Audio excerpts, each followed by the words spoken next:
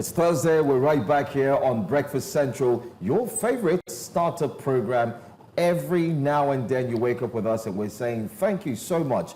The comments we did see yesterday, especially for some of our viewers, thank you for joining us from wherever you're joining us from, be it in Nigeria or outside Nigeria. But first off, it feels really good to be back. I am Joe Hansen. And I am Olive Emodi, welcoming you to Breakfast Central. And as you join us for the next 3 hours, we'll be bringing you some of the stories that we followed up from the start of the week. For example, the Kwam Comforts, aviation incidents, and the latest update in that regard. We'll also be bringing you the news at 9 a.m. So stick around and be a part of the show. You can also share your thoughts when we open the phone lines. We do this every day when we review the newspapers. So please calling at 9 a.m. when we open the phone line.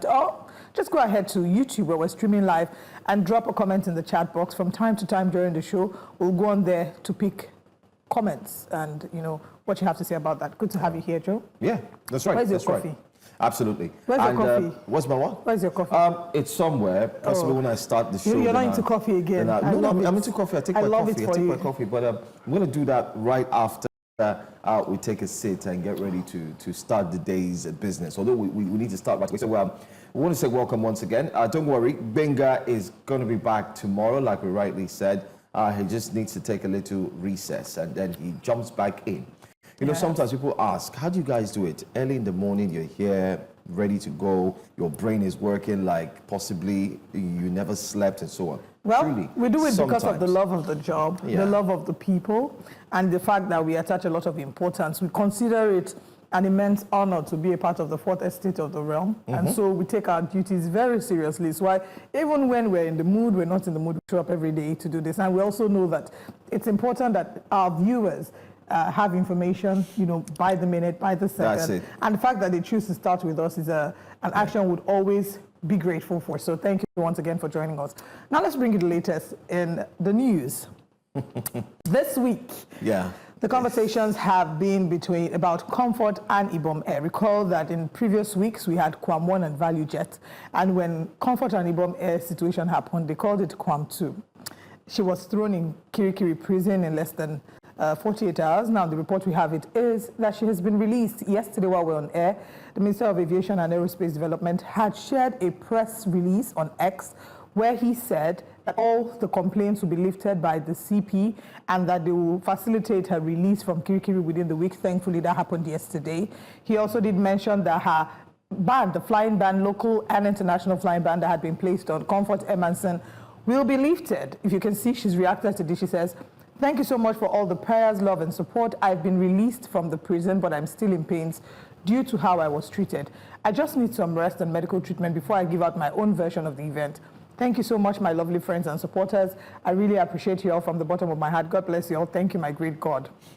Anyway, so just to quickly rehash some of the things that Festus Keyamo had said, he said that they lifted the international and local flight ban, as you can see in the press release. But then he also did talk about how they would make Kwam 1, they would make him an ambassador for good behavior at the airport. That statement got a lot of flack on social media, and in response to that, he put this up. He says, "For further clarification, it is common practice all over the world that a repentant offender is made to preach publicly against the exact conduct from which he has repented. It is akin to community service, it is not paid for, and it is voluntary service. Unfortunately, in Nigeria, some would assume that once you hear the word ambassador, it is a big position that comes with the prerequisites of office. No, it is not. It is for free. It is not the first time it's happening in Nigeria, and it will not be the last. Examples abound of such roles given to repentant persons by previous governments in Nigeria.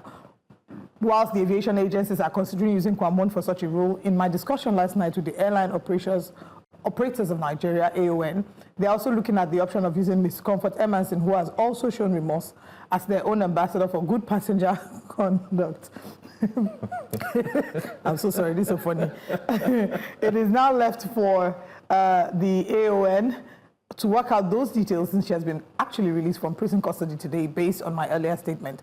Whilst the usual suspects can continue to question our decisions on this issue, we firmly believe we have been fair to all.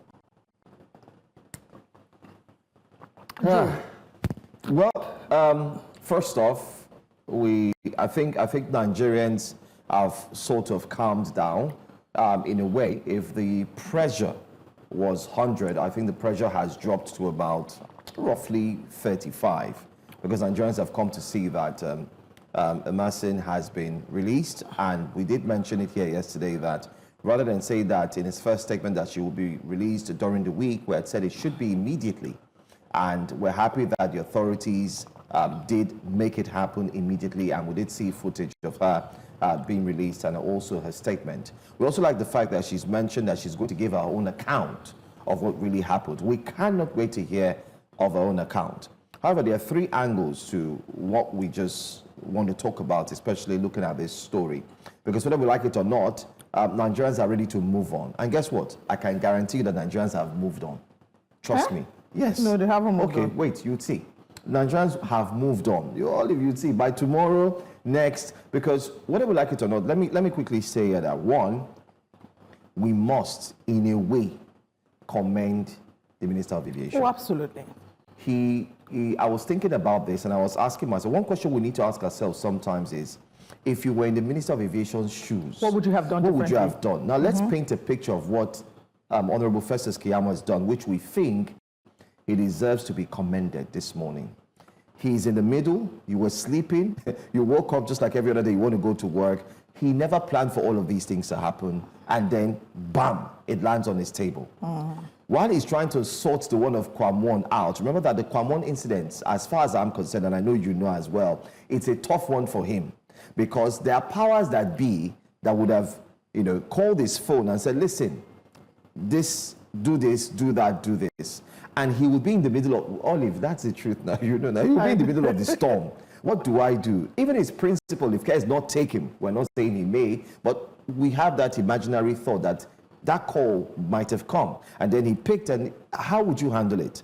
Now, if you decide to shield someone like that, who we know, whether we like it or not, we must say the truth, has an affiliation with the party and the current administration, you would also be making Nigerians feel that, oh, you are not there to carry out your duty or your service, but rather you're just there to actually do what the master tells you to do. So at that point, the minister would have been going through a lot. So that's Kwamwon's issue. Now, when he put out a statement for Kwamwon, lo and behold, no one happens again. So how he was able to handle all of this and do it in quick time, let's be honest, this is one of the quickest responses we've gotten in a very turbulent situation where you've seen a minister put his hands on. So we commend the Honorable Minister of Aviation. And I would agree with you. I would agree with you, for weathering the storm. Yeah, I would agree with you in terms of commending the Honorable Minister in the way that he had handled it. I mean, if you go through his comments, a number of people had commended him as well for how he had handled the whole situation. But I think the one question that a number of people wondered is, if all of this is happening because of the public outcry against the treatment, the unjust treatment meted out to Comfort, vis-a-vis what was done to Kwamwon. That's one. Two, I pointed out something that, regardless of the fact that I applaud the fact that he's jumped into the arena and tried to fix it as quickly as possible, I wasn't very pleased with the wording yesterday. The wording in the way that Comfort was referred to as an unruly passenger and Kwamwon was referred to as a music star in the press release that was put out yesterday. And I said, if Comfort is an unruly passenger, an attempt to stop a plane, how is that not unruly as well? So if you're going to refer to her in that manner, you should also be able to refer to Kwamwon in the same manner. That being said, I look forward to hearing Comfort's side of the story. Absolutely. But we're not in any way, just to mention again, we're not in any way excusing the outburst by Comfort. We think that it was terrible. Nobody should have that should hit anybody. For whatever reason, nobody should act in that way. Then again, let's hear her side of the story. They probably would say it was provocation. But neither Comfort nor the air hostess is without blame. Whilst we are all rallying behind Comfort because of the fact that she was malhandled by IBOM Air staff, we cannot take away the fact that she acted out of order. So let's not forget that. And this air hostess, very interesting air hostess, because right now there have been people who are calling for investigations to be launched about her, into her. Why? There are those who have claimed that even before now she's had a huge ego and would often make a mountain out of a molehill, especially when it comes to turning off the phone in the flight. Which leads me to another issue. I think it's time we resolve it once and for all. This issue about turning off flights in the airplane. Sometimes we do certain things because we see other people doing them. It's the same thing, the same act of when you get to the plane, they'll tell you, pull your shoe, pull your everything, and walk through the scanners. There are many practices. They stopped that in America, by the way. Exactly. States, yeah. There are many practices that we just do copy and paste. The reason why that I believe, if I recall correctly, that was done after 9/11 to, you know, just sort of further tighten security. Why are we doing certain things? There's an airplane mode for a reason. Does airplane mode defeats the flight, as in flight mode? What's the essence of flight mode? Is to ensure that, I would assume that is to ensure that it doesn't interfere with the radio network, you know, in the sky, with the pilots and the plane. So maybe we need to revisit that as well and stop making a mountain out of a molehill, because what this reminds me of is people at events, ushers that are sharing small chops and feel like they're the next best thing after fried rice. So there's a certain pride that comes when they're sharing small chops and sharing food. You call them, they'll keep their face like stone. So I think that we need to revisit that again. Is that something that we need to continually enforce, the whole switching off your phone thing? Because the truth is, you go outside Nigeria, I think many flights outside Nigeria, nobody bothers about hounding you to switch off your phone. Just put your phone on forward. Thanks for bringing this up. Maybe we'll take some time, probably tomorrow, and break it down for our viewers so they understand. And invite an aviation expert. The risks, and of course, the dangers. Maybe invite a pilot and ask them to tell us the truth. No, I mean, we know certain reasons as presenters, but like I said, maybe for the benefit of our viewers. No, I don't know. Please speak for yourself. I don't know. All right, so we won't do that now, but we'll take time to break it down so everybody can get the information. But then again, like you've already said, we commend the Honourable Minister. We also want to commend Nigerians. Yes. We commend you. Yes. For taking time out to speak up. It was the public outcry that ensured that they jumped into this as quickly as they did. Imagine if everyone kept quiet. But it also shows that where justice sings, everybody listens.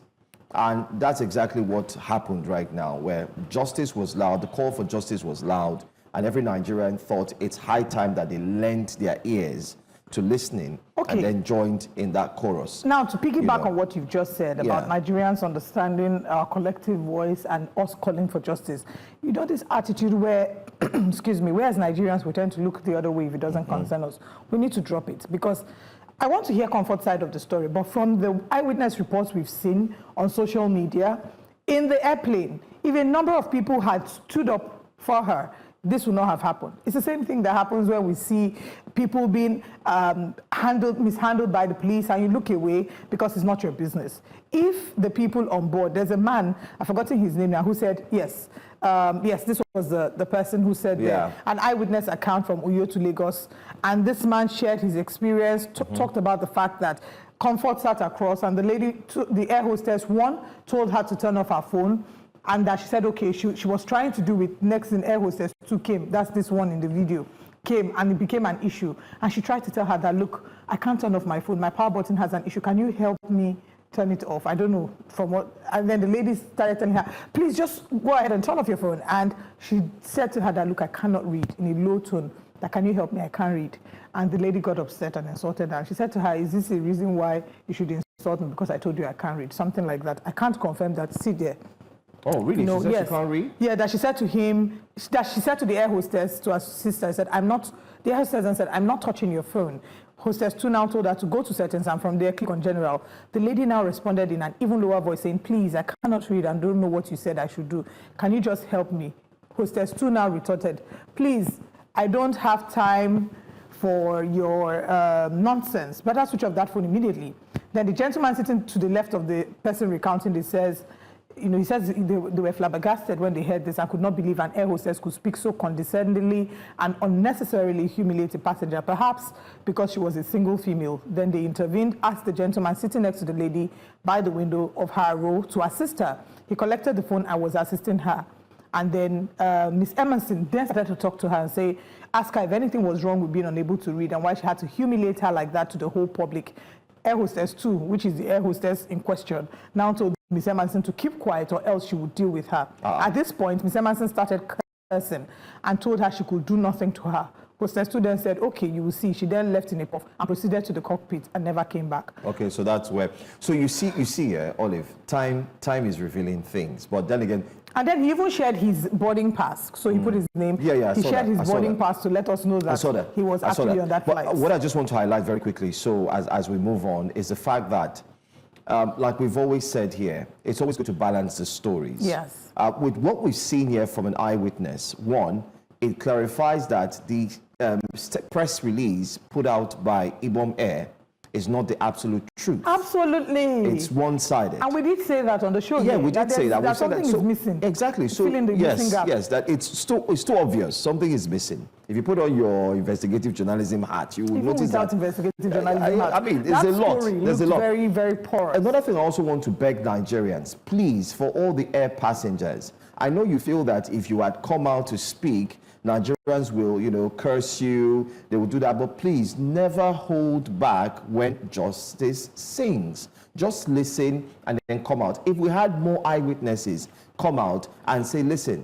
I was there, I'm ready to talk and say what happened, maybe it would have also, in a way, kind of like affected the decisions that would have been taken by the NCAA and the Federal Airports Authority of Nigeria and all the bodies, including the, just name them. They would have looked at it carefully. But we do hear, the update is that they've called eyewitnesses to come forth. And I hope that this isn't just a thing of, how in a typical African tradition where they say, oh yeah, you talk your own, say sorry. You say sorry to a hug and move out. That's what it's going to look like. No, it shouldn't be that way. It should be investigated because a number of wrongful actions took place. Forever, that girl's breast will be on social media. And somebody has to take responsibility for that because that was a wicked act. And we can't use, I'm sorry, to cover up that level of wickedness. Now her nudity will keep being shared and reshared every now and then.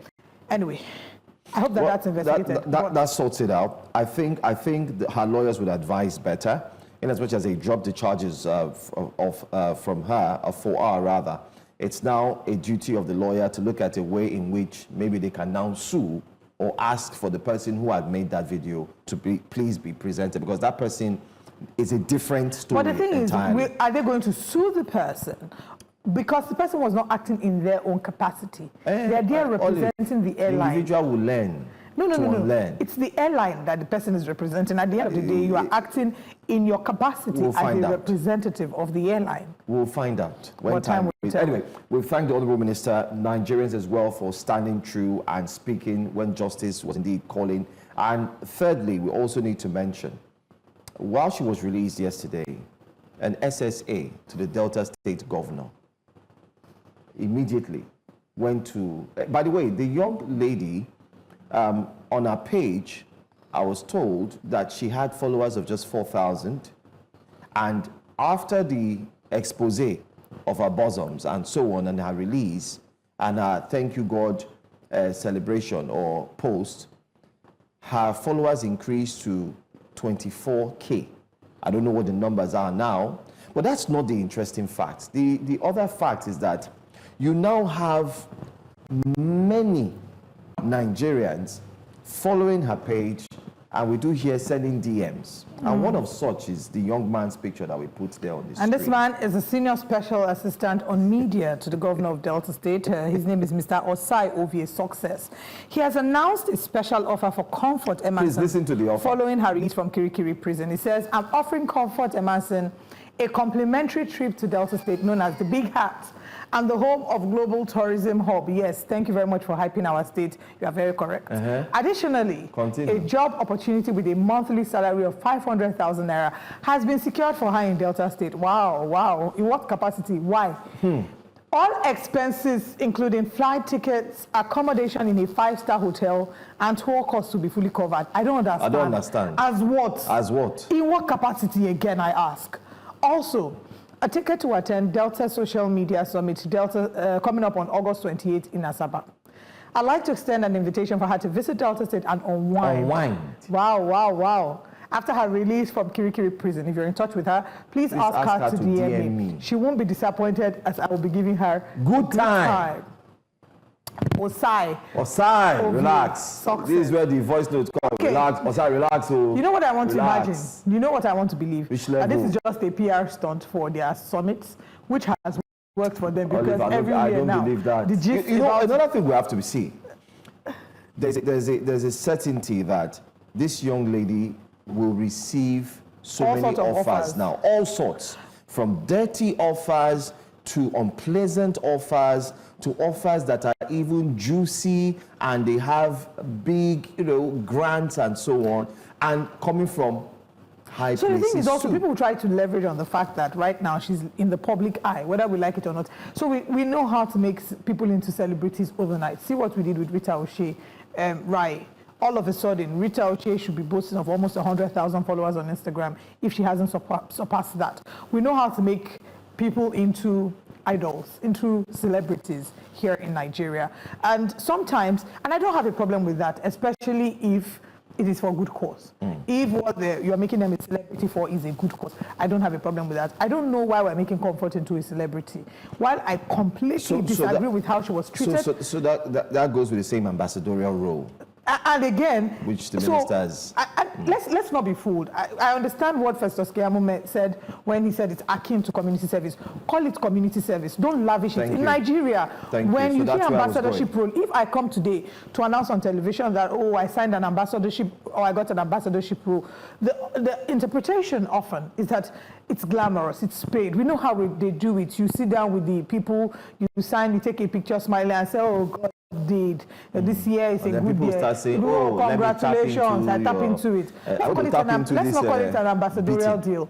Say that they will serve community service and use, Kwam1 will serve community service and use his platform to discourage bad behavior at the airport. Simple. Same with Comfort Emerson. She will serve community service and use her platform, having experienced the downside of bad character at the airport, to advocate against it. That would have been better if we wouldn't have gotten this much backlash that it's gotten. That's one. Two, we need to stop rewarding bad behavior. People were asking Emma Ovie Success that how many graduates in Delta State have received 500,000 naira? Have they given jobs? Have you given them good time? They are giving her 500,000 naira on what account? On whose purse? In which taxpayers' money? Wait now, which office? What CV? What qualification? What has she done that is exemplary? And this happens where you can see someone who has done exemplary, maybe in a test, in an exam, and you think, you know what, we want to reward this action, therefore as a state we welcome. In what capacity? We can't deny the fact that Comfort acted very badly. She acted very poorly. She was treated poorly. She was stripped of her right to dignity of human person, and she should get justice for that. But in the same vein, she acted very poorly. We need to stop as a nation. We need to stop rewarding bad behavior. We need to learn to call bad behavior for what it is and stop rewarding bad behavior.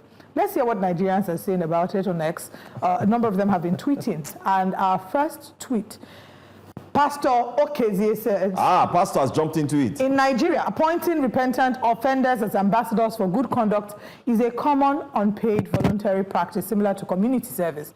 Despite misconceptions that such roles come with significant perks, they are not prestigious positions. The aviation agencies are considering Kwam1 for such a role, while the airline operators of Nigeria are exploring using Ms. Comfort Emerson, recently released from prison and showing remorse as the ambassador for good passenger conduct. The decisions are considered fair, despite public skepticism. And again, we agree with you. We're just saying, call it what it is. Don't give it a different name. PDD is a global superstar and would likely have apologized to the judge who ordered his detention since last September, perhaps even being named a government ambassador and singing for forgiveness, given he's one of the wealthiest men in the U.S., yet he remains in prison, and no government official would dare say to err is human in his case. Abike Dabiri, collect yourself.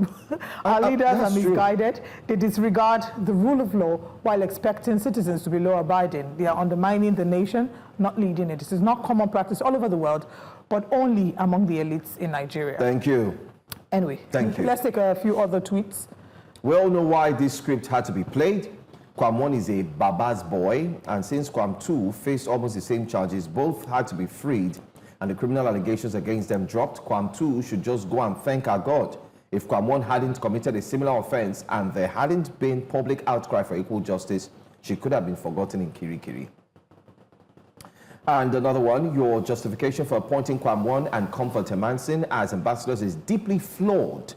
labeling this as community service doesn't hold water. Ambassadorship implies prestige, not penance, and undermines the rule of law. Globally, figures like PDD face imprisonment despite rumors reflecting commitment to accountability and that Nigeria seems to abandon for its elite. This selective leniency, rooted in a culture of favoritism, erodes public trust. Instead of rewarding offenders with public roles, enforce consistent punishment to deter crime. Anything less is a betrayal of justice. And I think that will do for the tweets. But let's just be honest. While we have commended the Honorable Minister, we also think he got it wrong with the ambassadorship mention. So, fact. It's just the labeling. It's the labeling. We understand the spirit of what he's trying to do. I also think, apart from the labeling, the timing. Because while you have said, okay, you've dropped charges and so on, Nigerians are watching to see, okay, what is the result of bad behavior? What is the punishment for bad behavior? Why don't you just wait, let the bad behavior and let the process cool off first? Once it's done, imagine making this announcement sometime in November, that prior to the attitude I put out there, I'm happy. It shouldn't even come from the minister. I was going to say it should come from Kwambon. That I am happy to give myself, to work with the aviation industry, to also share my story and help others see why they shouldn't behave like I did. Therefore, absolutely. I hereby submit myself to the... Absolutely. I mean, it should come from even Kwambon saying, oh, after having gone through what I've gone through, I've learned better, and I would like to use my platform to teach Nigerians on how better to behave, not us calling it an ambassadorial title. So Nigerians are not, they're not deluded to think otherwise. We understand what the Honorable Minister is saying. We're just saying it could have been worded differently. If you meant it is ambassadorship in a manner akin to community service, then you should just have let me also share with you. Let's mention a popular artist in which most Nigerians know. No, not Nigeria. Let's say Chris Brown. Okay. Chris Brown committed a crime, and in America, he was put through to community service, where, of course, you would see him. He had to sweep and keep certain areas clean. He wasn't called an ambassador, whereby while he was doing the community service, and community service is you have to put in the work. It's basically simply saying it's also punishment for the bad deeds that you have committed, especially in the face of the public or to the detriment of the government's policies and so on. Anyway, that's that. That's all. And there have been people abroad, just to reference what he's saying, they have committed crimes or have been arrested, detained, imprisoned, and when they came out, they used their platform. So yes, the Honorable Minister is not wrong for saying that this is common practice around the world. However, like we said, it should be called what it is. But community service is community service. Yeah, and the timing as well. All right, let's share what our top stories this morning are on Breakfast Central. This morning on Breakfast Central, we'll be taking a look at the by-elections. Don't forget it holds pretty soon. The countdown is on. ADC faces internal crisis amid factional uprising. ADC has pretty much been in the news, but this time we're going to look at a factional leader as well. APC's internal rift, what's going on? There are new stories emerging, but we'll get to find out. High-speed rail funding. Did you see the budget? Did you see the money? Oh, wow.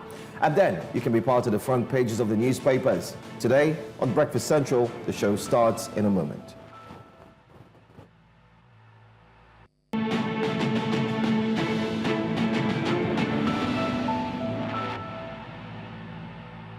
As Nigeria gears up for by-elections across 12 states on the 16th of August, the political temperature is rising and rising fast. These elections may be localized, but they carry national significance.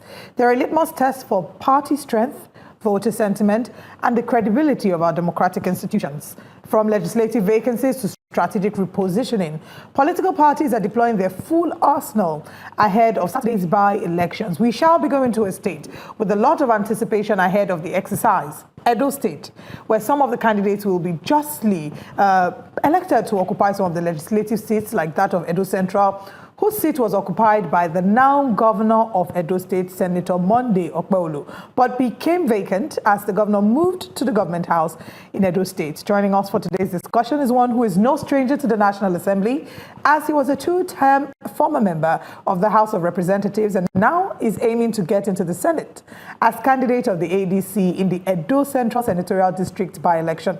We have Honorable Sergius Ogun. Good morning. Thank you very much for joining us on the show.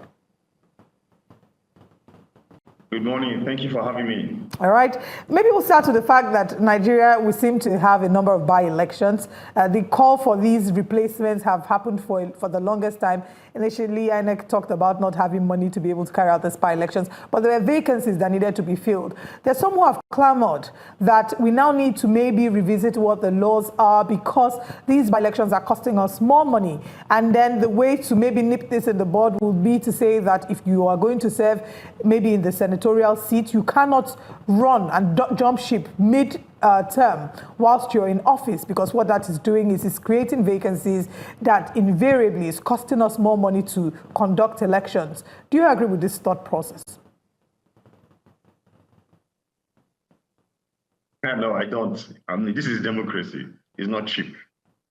People don't just plan to run for Senate, for example, in the case of the ministers that were appointed. People don't wake up to say, okay, I'm going to run for Senate and then change my mind midway to run for governorship, or when I'm appointed as a minister, the place will not be vacant. It happens. You were elected and the president, maybe in the course of, looking for somebody, you were not nominated, or president settles were you, or simply with the governor now. I don't think from day one, he didn't even stand any chance of winning the Senate seat in my senatorial. It just happened because of, PDP had issues. So that's how he became a senator. Then he got there, maybe there was another opportunity, So it's not something that's ever planned, to the best of my knowledge. It just happens. It just happens. This is democracy. It's expensive, so we should brace up for it. So a number of them who go into this office, who become senators, mid-term just decide all of a sudden, I want to be governor. So it wasn't something that was pre-planned. Is that what you're saying, sir? Yeah. Most times it's not planned. It's not planned. It just happens. Okay. That's pretty much interesting. So this means that Nigerians should brace up for more by-elections in the near future. How would you compare this to other countries, and to the fact that many have called out politicians for not holding true to the mandates that they are being given, especially by their supporters? Take, for instance, one who has been fully supported by the people, who has read through his manifesto to the public and told them that, listen, I'm running on the ticket of this particular political party, only for him to get there and then tell the people, listen, I will still try to do what I can do, but I am jumping ship to another political party. I don't know, what's the ideology? What do you personally think? Does this strike your conscience in any way? Well, as you know right now, our political parties are not based on or formed on the basis of any ideology. Some say particular parties are leaning to the left, the other leaning to the right. I think we have to get our political party management right, and I think that's what the ADC is trying to do now, because I've heard them say we want to go back to the 70s, where you had somebody like, I think, Akinloye, who was the chairman of NPN, and he was the leader of the party in the real sense of it. Unlike what is happening now, they will tell you the president is the leader of the party. How that will work, I don't know, because if it comes down to the funding of the party, if you rely on the governor to fund it or the president to fund it, of course, automatically, they will be the leader of the party, because he who plays the piper dictates the tune. So, yeah, if our political system or our parties are not based on ideology, this will happen. And if you look back to even people like Buhari was in ANPP, was in CPC, and then they formed APC.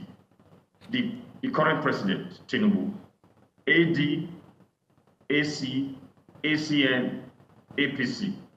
You might say, yeah, but they're just merging and merging and merging. But of course, if there was any ideology, so all that would be changing as we are moving, So I think we need to get the political system right. Parties will have to be strong. And I dare say it's not late, or it's a bit early in time. Because if you cast your mind back to maybe 1826, 1818 in the US, these things were happening. People were cross-carpeting. But now they are strong enough to form a two-party system where you have the Democrats and the Republicans. It still happens now, but not at the rate at which it was happening then. So we will get there. Because when we talk about our democracy, it's a nascent democracy. People take offense. For example, the Fourth Republic has been here since 1999, 25 years. It's still in the life of a nation. 35 years is like less than 5 years. It's like 5 days. So we will get there. All right, we will get there indeed. But now let's go to Edo State. The ADC is barely known to the political scene in Edo State. And for someone who was a two-term former federal lawmaker under the platform of the ruling APC, the party in power at the center, of course, we don't know if you're aware about the fact that you might be taking a risk running under this platform that is barely known, and we don't know if you're prepared for that. So do you strongly believe that the ADC stands a chance against the ruling APC in the state, or even a party like the PDP, not forgetting the fact that the senatorial seat was formerly occupied by the current governor, who will want to maybe ensure that his choice candidate replaces him in the Senate?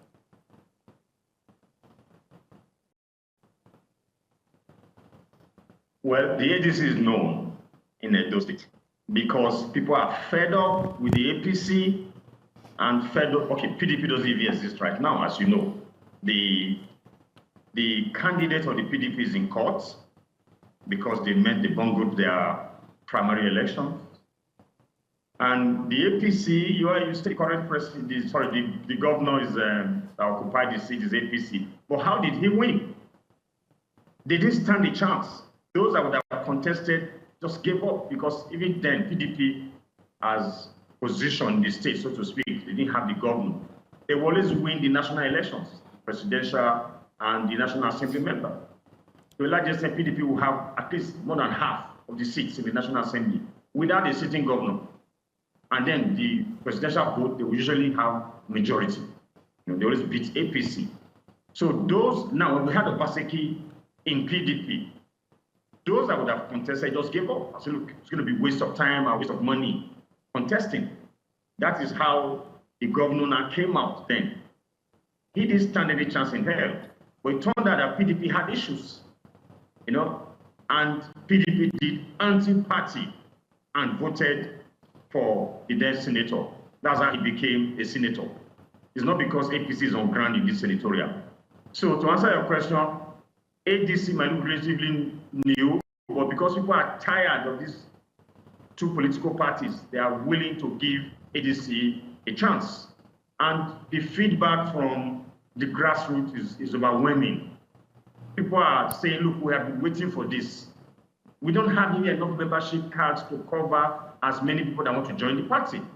So I'm very positive that if there's a free, fair, and credible election on Saturday, PDP will not get 25%, APC will not get 25% of the votes.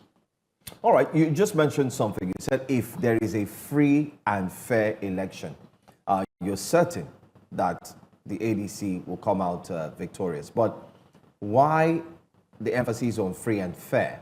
There are also conversations around if INEC will actually do what it's supposed to do.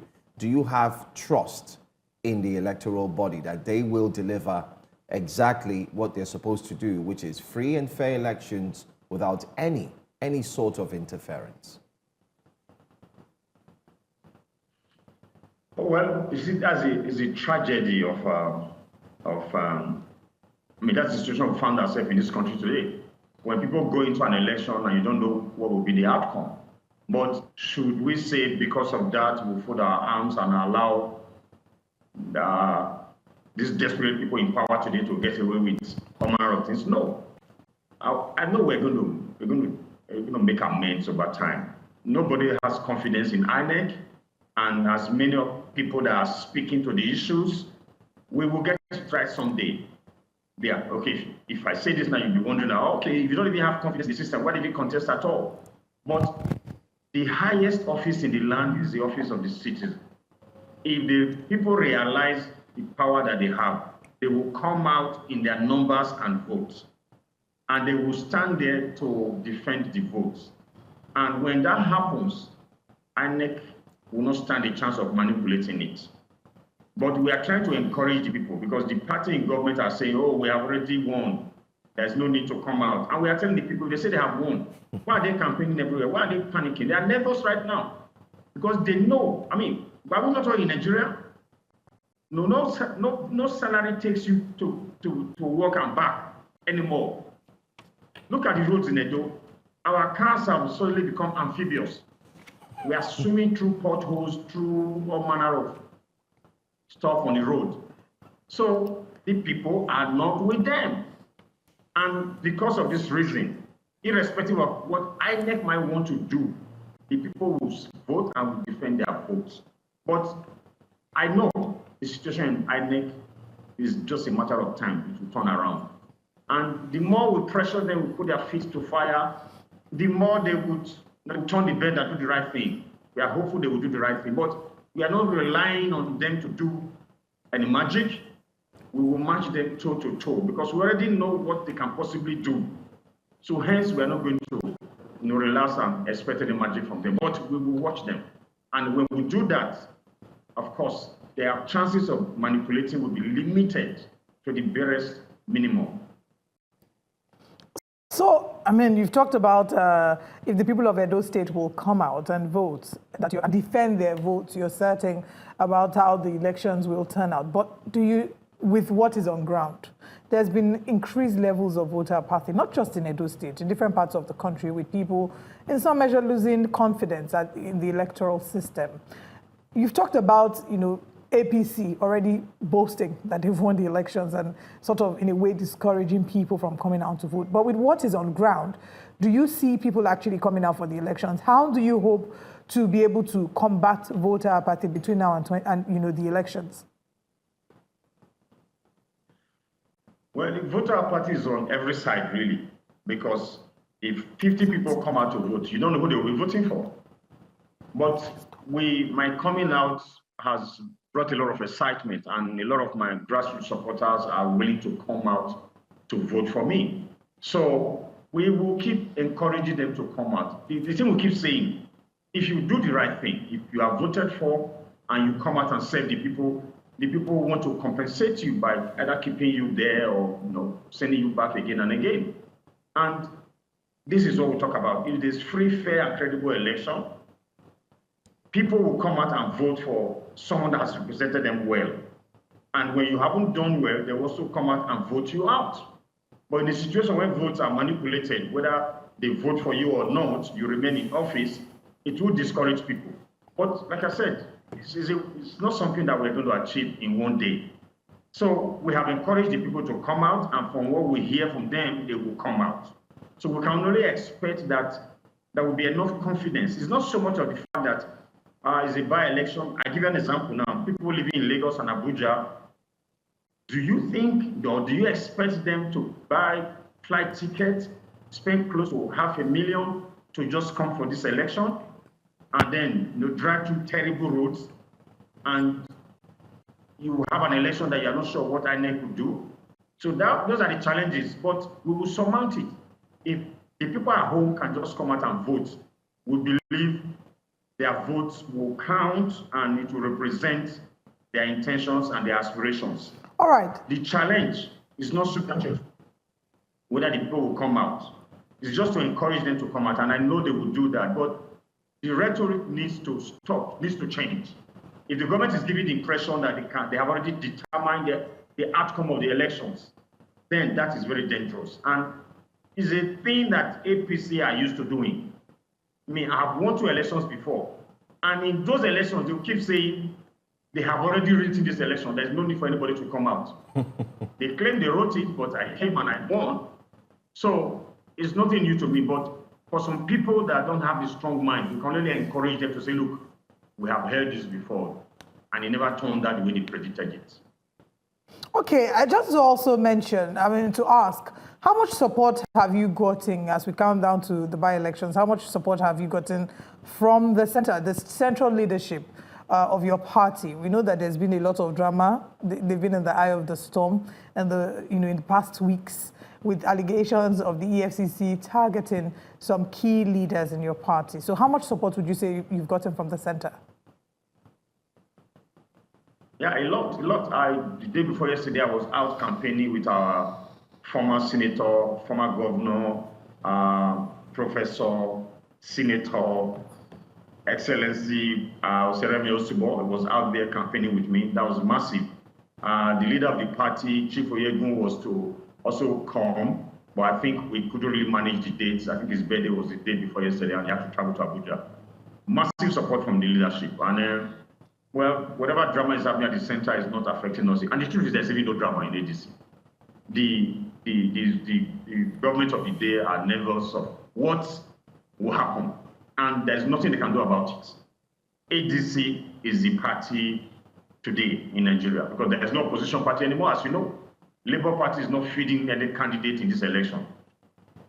And PDP, they're in crisis right now.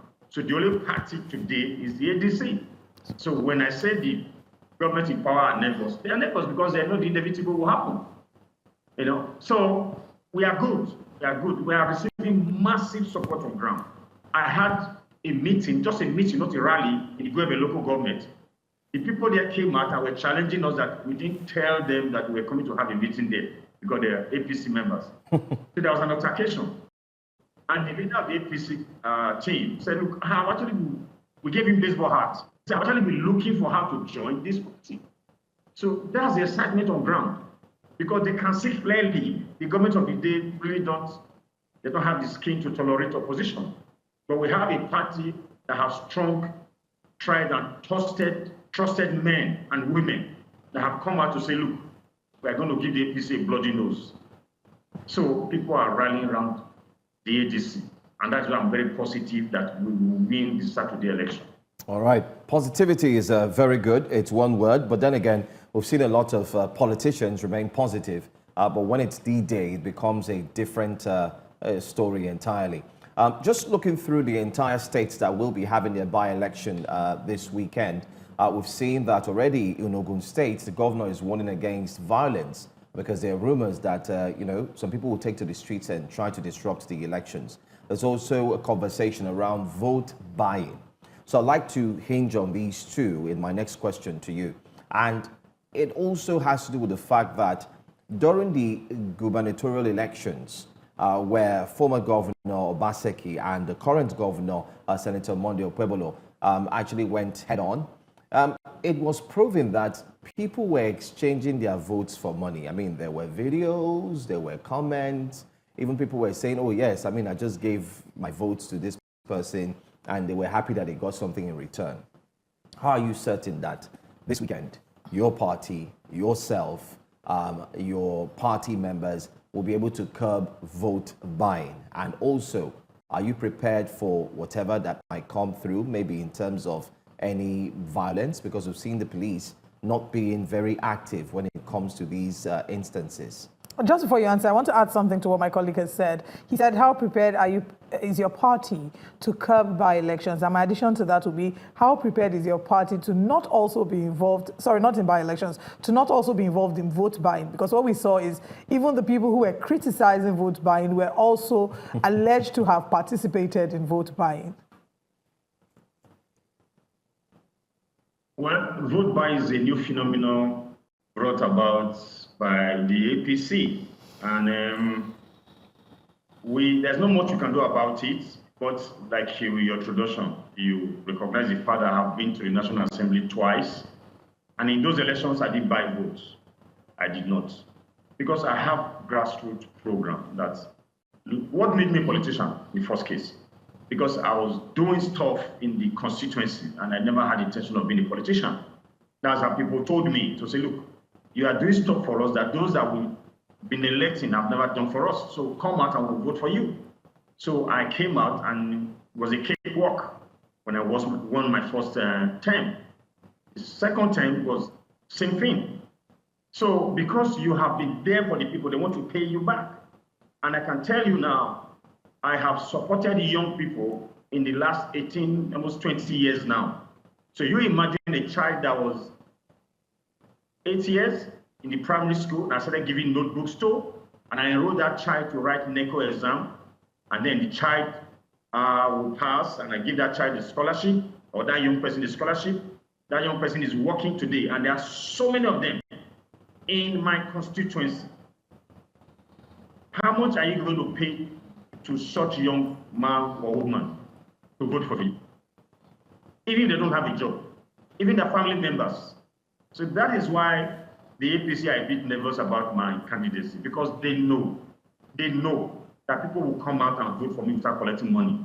And I've heard that, not just people telling me, my people canvassing have called me in the field and said, look, this woman is insisting that they must talk to you. And they're praying for me to say, look, my kids went through school because of you, I don't know you, but I will come out on Saturday and I will vote for you. And some are saying, look, we have 5 of my kids out of school now, at that high school or university. You supported them through school. We are coming out to vote for you. We are talking about a family of our times, 8, 9, 10. So how much are you going to give them? So for me, I don't believe in vote buying. I have also criticized the system that bring up people try through the primary system, where you have to, the leaders have to come out to nominate somebody to represent them, and they buy votes to get there. The person becomes a candidate and is going to buy votes to win an election. And then we say we have a problem of leadership failure. It failed from the beginning. When you borrow money to go through this process, when you get into that office, you have to get the money back. I don't go into any office to get the money back because I don't spend too much in any election. So I believe I'm the most credible person right now of the top contenders. Have a track record. So why do I need to buy votes? I am not a desperate politician, if I did call myself a politician. So I have a huge profile that people should encourage. And I just quickly say this. I expect the elites from Edo Central, ASAM people, the elites, in diaspora, in Lagos, in Abuja, in Port Harcourt, in the big cities, to call home and tell their people, go out there and vote for XYZ. When you do that, they will represent you. Don't sell your vote. I know if they call people back home and tell them, if people will listen to them, even if you just will give them a little motivation, they will listen to them. And that can put the vote buyers out of business. It's very simple. I've seen that happen before, and it will happen on Saturday. All right. They can come with their money, and nobody will take it. Okay.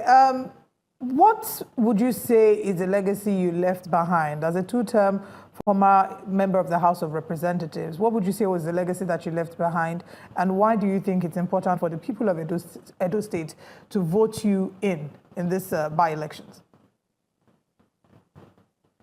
I had over 60 bills, over 60 motions. I have had projects over 43 billion naira in the constituency, and most of those projects are still ongoing despite being out of office for over 2 years now. And the people can see these projects and relate with this project or to these projects. So that is why I'm seeing a big hit on the streets. So I come out, people are trooping out to say, look, we will vote for you, we will support you. I am one that encourages the youths. I support women a lot, especially widows, because my mom was a widow for over 40-something years before she passed. So these programs really have espoused confidence in people that they want to vote for me again and again. Coming out to run for the Senate is not something I wanted. But after the last election, the governorship election, people started calling me that when they go around, people say, look, this man will win your election if you give him a ticket. And that is how I came out, because there was massive pressure on me to come out. So for me, I am one that believes that we should work for the people. When you work for the people, they know. That is why vote buy is not an issue for me. The people recognize the fact that you have worked for them. And they missed the years that you were in the National Assembly, the years I was in the National Assembly, and they want a semblance of that. They want a bit of that again. So for me, that's why I'm very confident that on Saturday they will vote for me, because I put the people first. I went to serve the people. In my 8 years in office, I didn't buy a house. I didn't build anyone. I didn't buy a new car outside the official car that was given to me. So they know that, and they can see it. So I have worked for the people, and the people have told me we will pay you back. So I'm very confident that I am with the people. I'm people-centric. My bills, my emotions. And we spoke about the people. I don't know if you know much about my bills. I had a bill that said that children of children of public servants should school in Nigeria. I also had another bill that said public servants should do their medicals in Nigeria. About that bill. So in that case, we take care of schools. But that bill, is that a bill you will still stand by about children of public servants schooling in Nigeria and public servants having their medicals here in Nigeria? Exactly. Okay. All right. Thank you so much for talking to us, Honorable Sergius Ogun. Well, we wish you all the best this weekend at the by-elections, and hopefully whatever the result is, we'll look forward to have you back, and would like to hear your part, especially on the side of what happened during the by-elections. Thank you for your time. Thank you. Thank you for having me. By the time you have me back, you'll be speaking to the senator-elect. Fingers crossed. I didn't say so. Well, let's wait until INEC declares that. Thanks for joining us. Thank you. Anyway, it's been a fantastic conversation so far, so good. If you just tuned in, this is Breakfast Central on News Central. All you can do is go on our socials and feel free to drop a comment or two on some of the very important conversations we're having. That's because you can also be part of the program. Well, let's go on a quick break, and when we come back, anyway. But before then, we should probably bring a report to our viewers. And this is talking about Nigeria's long-awaited dream of a high-speed rail line. It finally become a reality, as the federal government has received 60 billion naira proof of funding from the Lagos-based De-Sadel Nigeria Limited in partnership with China's Liangkai Corporation to enable commencement of the project. We had our correspondent, Edo Joseph, do a comprehensive report on this. Let's take a look. For over a decade, Nigeria's high-speed rail dream has been stuck in the slow lane, bogged down by funding gaps and policy concerns. Now, with about $60 billion proof of funds officially presented to the government, the project appears to be taking a significant step forward. What we demanded, and this came particularly from the DG, ICRC, and that is proof of fund. They have submitted a document, and this document will also be subjected to some scrutiny. We want to establish the real amount of money that is available. We don't doubt them, but that is the normal procedure that government takes when huge sums of monies are involved in such transactions. So De-Sadel has approached the Federal Ministry of Transportation with this investment. We have submitted the outline business case to ICRC. They have approved it. So this is a step towards preparing the full business case to be submitted to ICRC before we wrap it to the Federal Executive Council. The Infrastructure Concession Regulatory Commission says the submission aligns with the current administration's directive to streamline public-private partnership and attract investments. What we are doing today is the submission of the proof of fund in line with the requirement of the ICRC and in line with the vision of Mr. President that we are open for business but for serious business people. And I think going from here, for them to have come all the way from China to show us the proof of fund, we think they are serious, and I think this is the beginning of great things that will happen in this country. According to the developers, the first phase of the high-speed rail will cover approximately 1,600 kilometers, cutting across major states. 1,600 kilometers that covers the 4 major cities of the country will take us 36 months to build. But we wouldn't wait until the 36 months. For instance, from Lagos to Abuja, we'll cut across about 6 states. With funding sourced from the Asian Development Investment Bank, the project, if completed, could slash travel times, open new trade corridors, and stimulate economic growth. In Abuja for News Central, I am Edo Joseph. Whether you like it or not, you say that's a positive story and great development, but I also wonder what's happening to the current rail systems that we have now that needs attention. But then again, this is really, really good. Hopefully, it will cut down travel time. And let's hope that we'll get more information on that, especially from the CEO, Mr. Samuel Uko, who likely we would look forward to join us soon. But let's move away now and go to another very interesting conversation. The Chief of Defense Staff, Christopher Musa, says that Nigeria is set to host the maiden edition of the African Defense Chiefs Summit from August the 25th to the 27th this month. Musa, while briefing journalists in Abuja, says that the event will provide defense chiefs across the continent an opportunity to appraise the current state of insecurity, address emerging threats, improve continental security collaboration, and position Nigeria as a leader in African peace and stability efforts. He added that the summit will bring together leaders from all 54 African countries, with over 90% already confirming their attendance.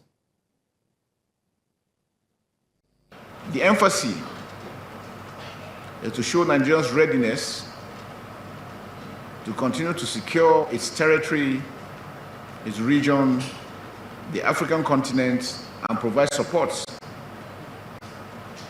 to the international community. Nigeria has over the time continued to support other countries in restoring peace and security within their environment. In view of the threats that we're facing as a nation, as a continent, we feel it's important that we come together, inviting all the chiefs of defense staff to sit down, look at our challenges, provide solutions to them as Africans and as brothers and sisters, because they say charity begins at home. Nigeria has continued to show the pathway, and we want to sustain that. Well, that's a good one too. So we look forward to see how Nigeria will host the 54 countries. 90% already have confirmed that they will be attending, and I can trust that News Central most definitely will bring to you every single update. We'll go on a quick break right now, but first let's take a look at a recap of some of the biggest stories we've had in the first hour here on Breakfast Central. We've looked at the by-elections. We spoke closely to Honorable Sergius Ogun on the Edo State by-elections holding this coming weekend. High-speed rail funding, that's not a big conversation, and that's a good one, especially for Nigeria's economy. Nigeria to host defense chiefs, you just heard, and we'll tell you some more about this as it unfolds. But right now, let's bring to you what's coming up next here on Breakfast Central. Coming up next on Breakfast Central, ADC faces internal crisis and factional uprising. We'll be analyzing that. We'll still be looking at the internal rift within the APC, including the ADC, and the accusations as well. FEC approves new private universities. Really?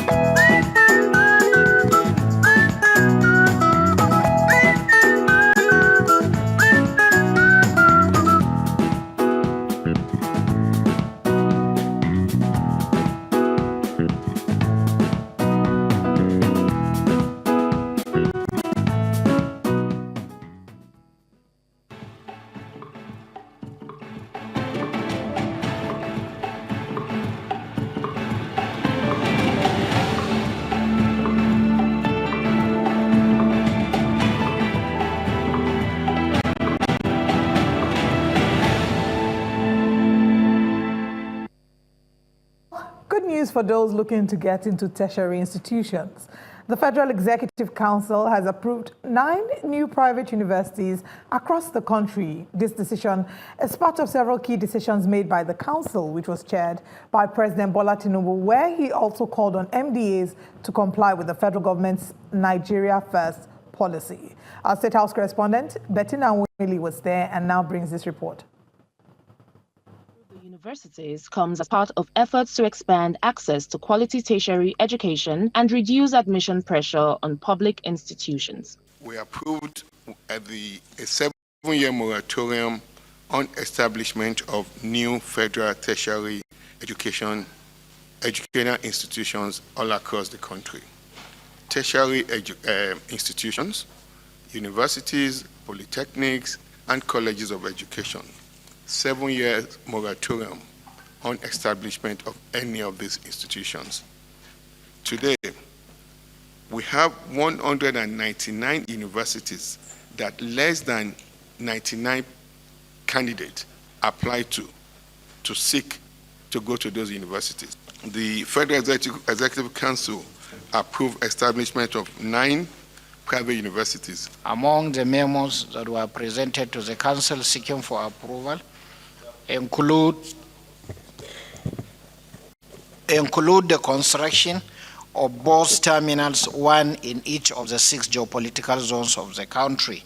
And I give you the location: southwest in Abeokuta, northeast in Gombe, northwest in Kano, north central in Lokoja, southeast in Onitsha, south in Wari, in favor of Mrs. Planet Project Limited in the sum of 142 billion 28,576,428 naira 17 kobo only. The Director General of the Bureau of Public Procurement also informed State House correspondents that MDAs have been directed to strictly comply with the Nigeria First policy, prioritizing made in Nigeria goods and services that meet international standards. The President did emphasize and recommit to building a $1 trillion economy by 2020. And in order to achieve this, he focused on the fact that by 2027, we need to be growing by at least 7% per annum to achieve that rapid, sustained, inclusive growth and achieve the target that he has set. The IMF, in a recent Article 4 consultation report, essentially affirmed the trajectory that we are on, but they also, as Mr. President is doing, emphasized the importance of investment-led growth. As the Federal Executive Council continues to shape key policy directions, today's decisions reflect a renewed urgency to drive growth, promote transparency, and invest in Nigeria's future. In Abuja, for News Central, Bettina Nwebonyi. Interesting update there. So for those who are worried about maybe the university churning out more than the federal universities can handle, well, we have more private universities for you. But the question, Joe, is what is the affordability of these universities? Oftentimes, what we see in Nigeria is that we churn out our secondary schools are churning out more graduates than the university can embrace. And it doesn't just stop there. Even in universities are churning out more graduates than the work system can absorb. In the legal space, for example, oftentimes the universities where when they finished with the university, they've graduated from law, gotten their LLB. To get into law school is a thing of luck and prayer. You're literally praying, even though you've passed, you've gotten your LLB, you need to get into law school. Why? Because we have more lawyers than the law school system can accommodate. So there are schools who have a quota to say, everybody, and it happened in my time. Everybody didn't get into law school at the time when we graduated. Some people had to wait for another stream, because there's not enough to absorb. So the question is, yes, they have approved these private universities, but they've also banned the creation of more public universities for the next 7 years. What would the implication of this be? Are we then saying more people have to prioritize or lean towards private education? How many people can afford it?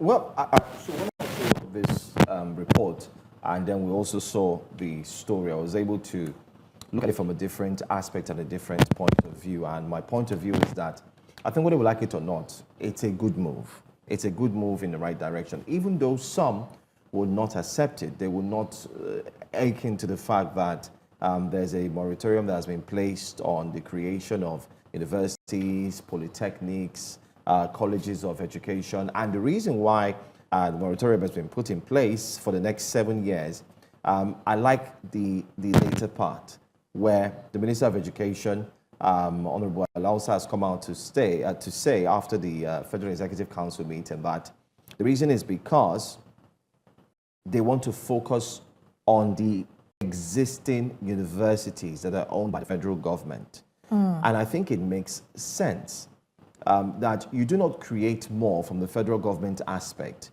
but rather the ones that are already existing, you focus on the, like he said, they're going to focus on the infrastructure. We do know that many times we've seen the lecturers go on strike. Many times we've seen students who equally have to stay at home because of the long strike, be it from SANU, NASU, name them, and so on and so forth. But now the federal government is simply saying that, listen, we're not going to go ahead to create more universities. Rather, we're going to put a stop to it for the next 7 years. Within that 7 years, we're going to focus on ensuring that we establish a process that would help us to manage the current pre-existing universities, colleges of education, polytechnics, and ensure that they are of standard. And when we say of standard, it also means that the lecturers, the teachers, you name them, will be well paid. And that's exactly what we're expecting. However, they've given approval to, I think, 7 private universities. I think it's good, but I like your question too, Olive. While we have private universities, we all agree that in as much as the private universities, either run by a PPP arrangement or personally run by a personal, in quotes, owned by a private institution, the levies are very expensive. They're very high. Yeah. They're on the high side. So most parents are not able to send their children to school and help them get the education that they need. So in other words, they become stranded. However, they turn to the federal government schools, and it's also a big problem because these ones are not, they have infrastructural deficiency. So let me read some numbers. I think it's good. Please go ahead. For the 2024 to 2026 academic session, so about 2.1 million young Nigerians applied to tertiary institutions. This was what Tunde Alausa was saying. He said, however, 199 universities had fewer than 99 applicants. And remarkably, 34 universities had 0 candidates applying at all. This worrying trend repeats itself in polytechnics and colleges of education too. In fact, 295 polytechnics had fewer than 99 applicants, and 219 colleges of education suffered similar fate, with 64 colleges receiving no applications at all. And he's saying that this is obviously leading to waste of resources. And in case you're wondering how many universities we have here, I mean, there's some other numbers they have outlined. They said that there are 72 federal universities, 108 state universities, and 159 private universities. And that, you know, this is something that must be looked into. Again, if they are putting this ban on establishing federal universities for the next 7 years, and they say they want to improve the quality of the education that we offer in our federal universities in terms of infrastructure, manpower development, that's great. But what would be a shame and double jeopardy would be this ban is existing and nothing is really being done. Because a number of times we've seen that happen here, where they say this is what we are planning to do for the next few years and nothing is being done about it. I don't think they can really stop private university creation, because it's just like saying you're stopping private healthcare, or you're stopping private secondary schools. People will still opt for private service. Not everybody wants to go to a federal university or a state-owned university, especially with the incessant strikes, which is why a number of people take their children to private tertiary institutions, because you don't want your child to be in school for a 4-year course and end up spending 8 years in school, because ASU will strike today, NASU will strike the next day, you know, NAN will strike the third one. So it's just really a lot of complications. But we do hope that the education sector has been prioritized and that we can see what the next few years have to offer. The last guest we had, Sergius Ogun, had said he had pushed for a bill to ensure that public servants have their awards schooling in Nigeria. Well, that's a very interesting bill. I don't see how that's going to fly, to be honest. But I'm sure that the average Nigerian would probably appreciate that because it will make them feel like if your kids are schooling here, you would advocate for the best quality of education. If you're getting treated here, you would advocate for the best quality of healthcare. But will they agree? No, they would argue that it's infringing on their democratic rights. But let's move away from education now to talk about a really sad update. 10 passengers of a Sienna Toyota vehicle have been hospitalized after it was involved in a ghastly road accident on Tuesday night. The vehicle's back tires had burst, resulting in the car somersaulting along Enugu-Port Harcourt Road by Umuahia axis, and passers-by were on standby and helped to transfer the accident victims to the Federal Medical Center in Umuahia, where they are currently receiving treatment. Tire malfunctions and overspeeding have been blamed for this accident. We have our correspondent who brings us the updates in this regard. Let's take a look. Port Harcourt Expressway by the Abia State axis have become a frequent occurrence. The situations are usually fatal, involving loss of lives. Tragedy struck again on this path in the late evening of Tuesday when a fully loaded Sharon vehicle somersaulted, displacing its contents and occupants of 10 passengers. I just noticed that the accident that happened right now is because of, what's it called, overload. There was so much load in the car. So much load on the car. The incident was at Ohia axis of the Enugu-Port Harcourt Road, thanks to passers-by who were on hand to give a helping hand. Getting there, we saw people on the floor, and people were making videos and all of that. So we thought it wise to stop cars because there was no space in my own car. So we thought it wise to stop cars that could bring them here in FMC. Because what happened, I am really happy because I was able to help someone. So on our way coming, we saw people running. We now parked our car behind. We now stepped down to go down and see what happened. So on our way there, we met people lying down, no help. So I was even trying to put a handkerchief for one of them, not knowing that we are the one to rescue them. All 8 passengers were admitted at the Federal Medical Center in Umuahia, where 2 have been confirmed dead, while the medical director of the facility, Professor Zubiko Onyebuchi, raised concerns over the increasing number of accident victims brought in regularly. There is no official comment from the Federal Road Safety Authority to ascertain the causes of periodic accidents on that road. My staff did their best to help all of them. Unfortunately, we lost 2 of them yesterday, but the other 6 are stable and have been discharged home in good health. Sometimes you have what we refer to as mass casualty, where you have more than 50 people at the same time. Maybe 2 buses collided and all of them we brought to the accident emergency. However, some officials have linked such disaster to reckless driving and absence of security personnel on the road. In Umuahia for News Central, Chinwe Ugele. Our hearts really go out to these ones who have lost their lives and their family members who are currently mourning the passing of that one. But look at that video. Look at how the last clip that we showed just before I came back on air. Look at the way the video was parked, the load was parked. That woman said she attributes the accident to the excess load that is being parked. And we see this in many parks. A number of times for those of us we've traveled by road a lot of the time, they park more than is necessary, more than the car should be able to carry. It's just a lot. And it's sad because if you look at the numbers, I know the Guardian newspaper had done an analysis about this to say how many people die by road accidents every year. And there are a lot more than you would when you compare it to like the plane crashes and other forms of accidents. Road accidents take the most lives every year. And it's just so sad. It's very sad, Olive. This mentality that we have, which has to do with, let me just do one trip, so that when you're coming back, you do another full trip. You don't want to do 2 trips under one particular circumstance where you have to take a load and then come back and take the second one. Or there's also the instance, if you talk to some of these drivers, there's this instance of, your car is not capable of taking the load.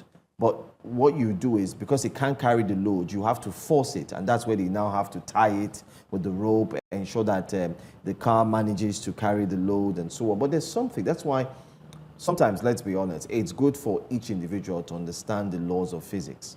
You cannot put so much load and expect that gravity force will indeed be able to pull your car down and keep it going, especially when you're running on roads that are hilly and so on and so forth. And then you have smooth roads like that where you run with speed and you expect it to happen. But then again, we also want to say thank you to the doctor because in that report by our correspondent, Chinwe, she was also able to speak with the doctor who openly said that they have these frequent cases of people being rushed into the hospital so that he can administer treatment and try to save their lives. Sadly, in that report, 2 persons lost their lives. I want to say thank you to the doctor for going ahead to save lives even before asking for people to deposit or pay something before they can start. Like they say in local parlance, you must drop something. I mean, he's been pointed or those who to, will tell you that you go and bring one report. You know how they will say, bring the police report. It's why a number of people don't often want to help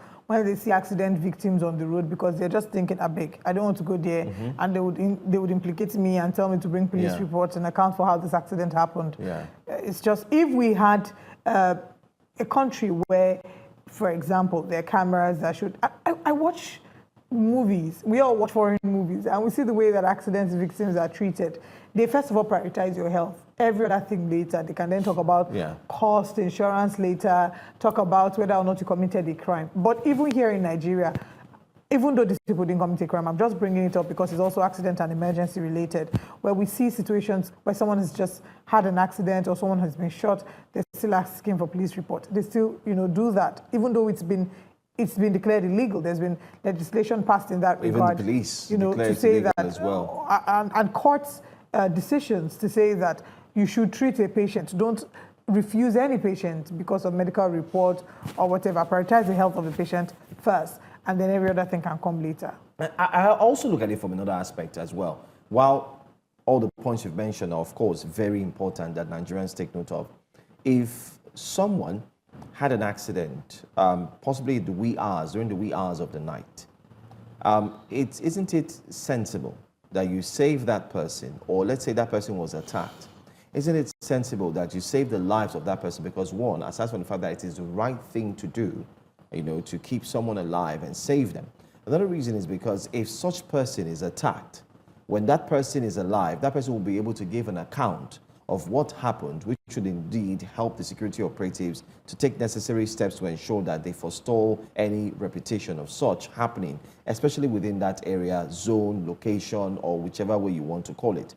But then again, our nonchalance is one thing that we also need to look into. And once again, please, if you're driving, drive safely. It reminds me of coming to work this morning, the way the drivers were driving at early hours of the morning. You ask yourself there was sometimes, an accident around the Chevron axis. A very fatal accident. Yeah, there was an accident, was fatal it today accident. Or yesterday? I think yesterday. Because I remember... Yesterday. Okay, yeah. And these accidents occur repeatedly as well. But that doesn't mean that we have exonerated the Lagos State governor, because we're going to start all over again from next week. We've been calling for hashtag light up Lagos, hashtag fix our roads, remove potholes in Lagos State, but we'll still continue to do that. And if your state is equally affected with bad roads, no lights, please drop a comment, let us know. We would amplify it here, because it is the duty of the security chief or the number one citizen in the state to ensure that these things are indeed fixed. Well, enough talking of that. We'll do one quick thing. We would actually go straight to our very next story, and it's got to do with one that we're going to have a conversation on. But do us a favor, stay here. After the break, more to happen here on Breakfast Central.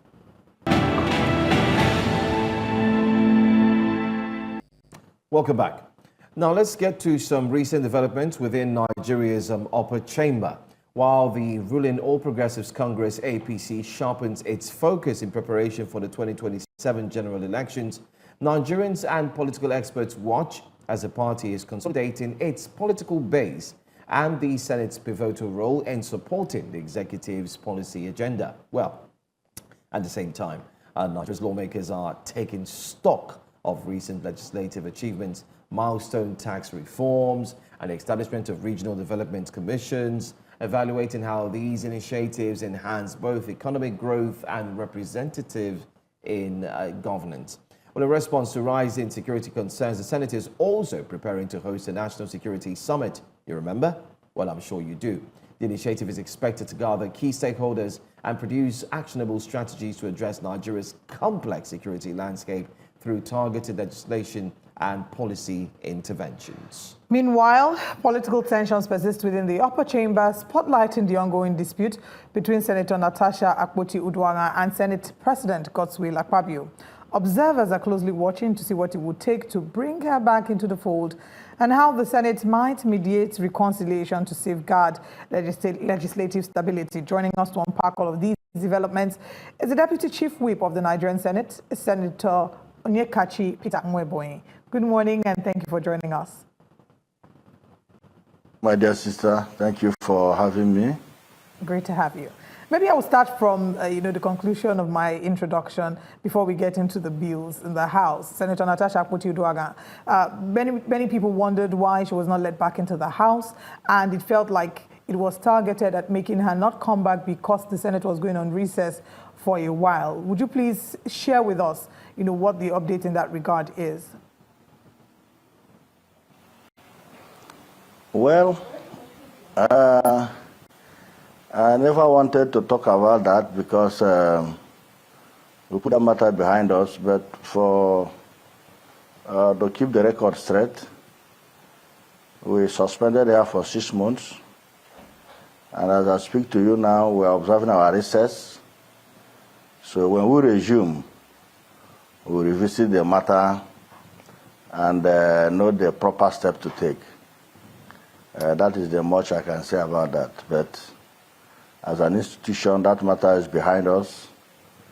We want to serve Nigerians that elected us to serve them. And we are focused in doing that.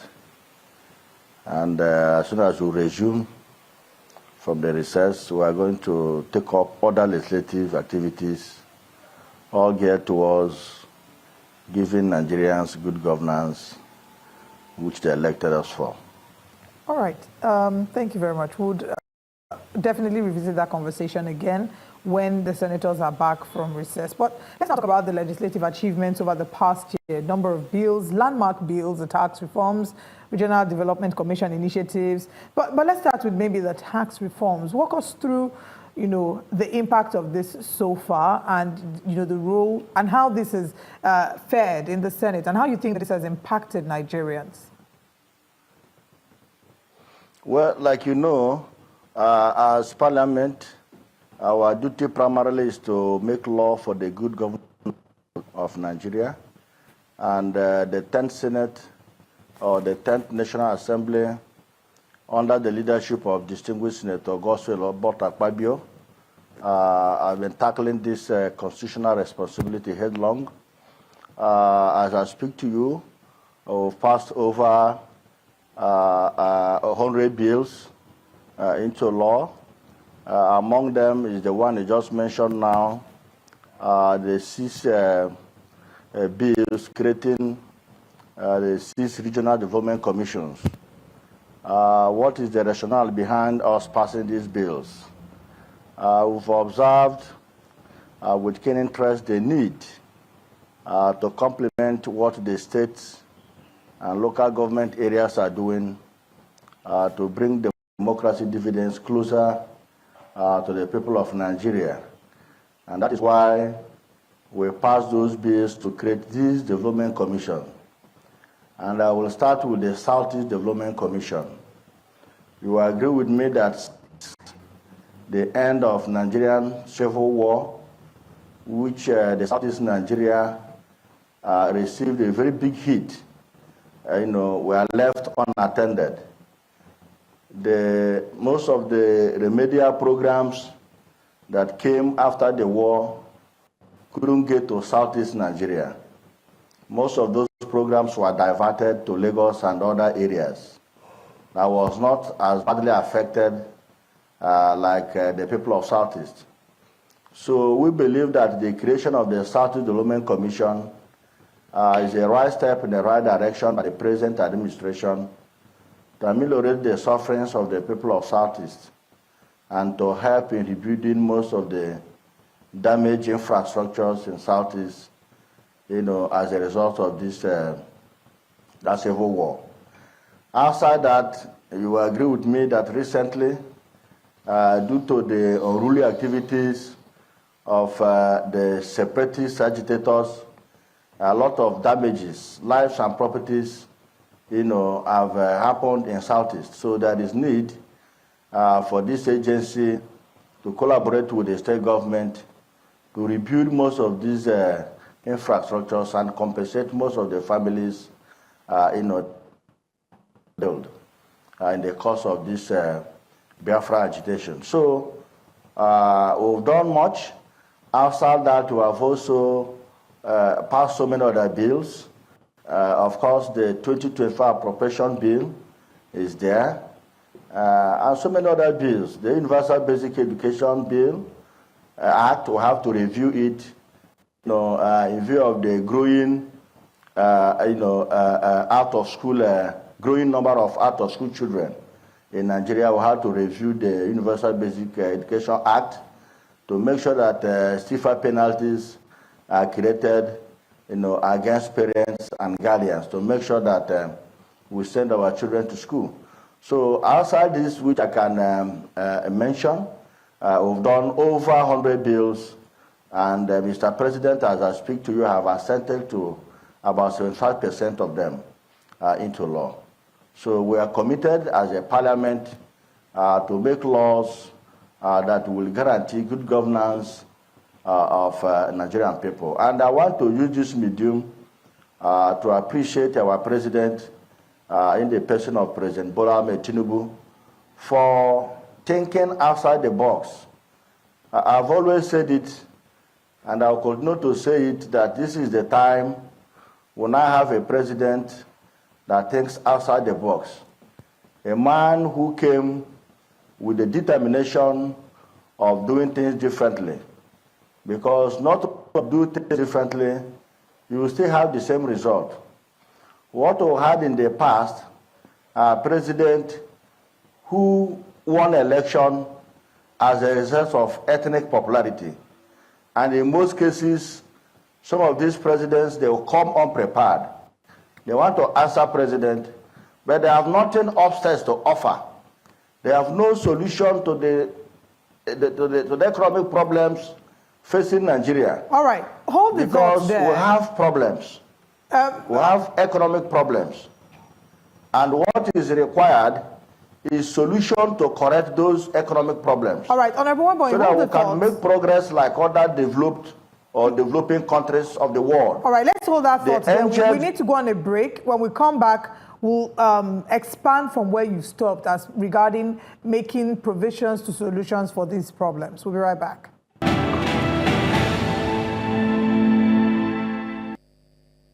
Who just joined us. This is Breakfast Central. We do have with us here the Deputy Chief Whip of the Nigerian Senate, Senator Peter Nwebonyi, who is still here with us. Right before the break, you were using the medium to indeed thank the President, especially for the way in which he is indeed handling the current economic situation and also the challenges. But that begs a question, because you did say that unlike other presidents, why unlike other presidents? I mean, before President Bola Ahmed Tinubu indeed came to power, there was also the late former President Muhammadu Buhari. After him, or before him, there was also former President Goodluck Ebele, Azikiwe Jonathan, and also before him, there was a former late President Musa Yar'Adua. So are we saying that these presidents in their own capacity did not try to do what the current president is doing? Maybe you want to shed more light on that and also help us to understand how this will benefit Nigerians.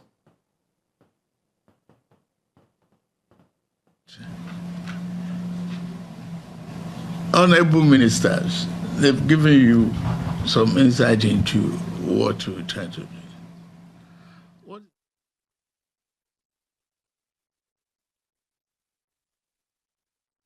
We're trying to get the clip of one of the comments made by the president, and also passing the question to the Senator Peter Nwebonyi, who is here with us. Fortunately, it seems like we seem to have a little network connectivity challenge right here. But let's see if we can reconnect with the Senator Nwebonyi, and would like to get his comments. Right before the break, he did make a very strong statement that, I mean, the current president is doing what other presidents dared not do or did not do. And kind of like Olive, seems like a little bit of an indictment, especially. I don't know if I heard him say other presidents. I feel like I heard him say, unlike other people who just talk about the problems or not prefer solutions. So it would have been great for us to have him clarify. So, yes, let him clarify that. And also, I was also going to look at the Southeast Development Commission. Yeah, Development Commission. It's finally kicked off, especially from March this year. We would like to have asked questions around that, how the East will benefit, much importantly, with the fact that he also mentioned universal basic education. That's another conversation we want to have. And then we'll also look at having a conversation around every other thing, especially the bills that have been passed and what it will mean for you. The Senate, as you are aware, are currently on a recess. And these questions are questions that we would love to hear responses to and get his thoughts on each and every single one of them. So many questions to ask and so many answers that we are indeed seeking to get. But then again, let's see if we can still try our best to establish a connection with him. But should he join us, the conversation will continue. Right before the House of Assembly did go on a break, so many issues were indeed pending. Some of them are questions about how Nigeria will be able to get out of the current health situation, which is our health care. Is one question I also wanted to ask him. It also takes us back to one of our first interviews in the first hour, where our guest, who happens to be an honorable member, also talked about him pushing for a bill. And I wanted to ask him what he thinks about that bill as well. If we do have our senators or members receive their treatment here in Nigeria and also have their children's school here in Nigeria, doesn't he think it would help improve both the educational and the healthcare? And will that bill even see the light of day? There's another bill. Remember the bill of being untouchable, where we need to know why the bill was stopped at a certain level or the bill has not even been passed. Do we have him? Let's see if we have him as well, if he's back. Senator Nwebonyi, are you there with us? Yes, I'm with you. I wanted to make more clarification.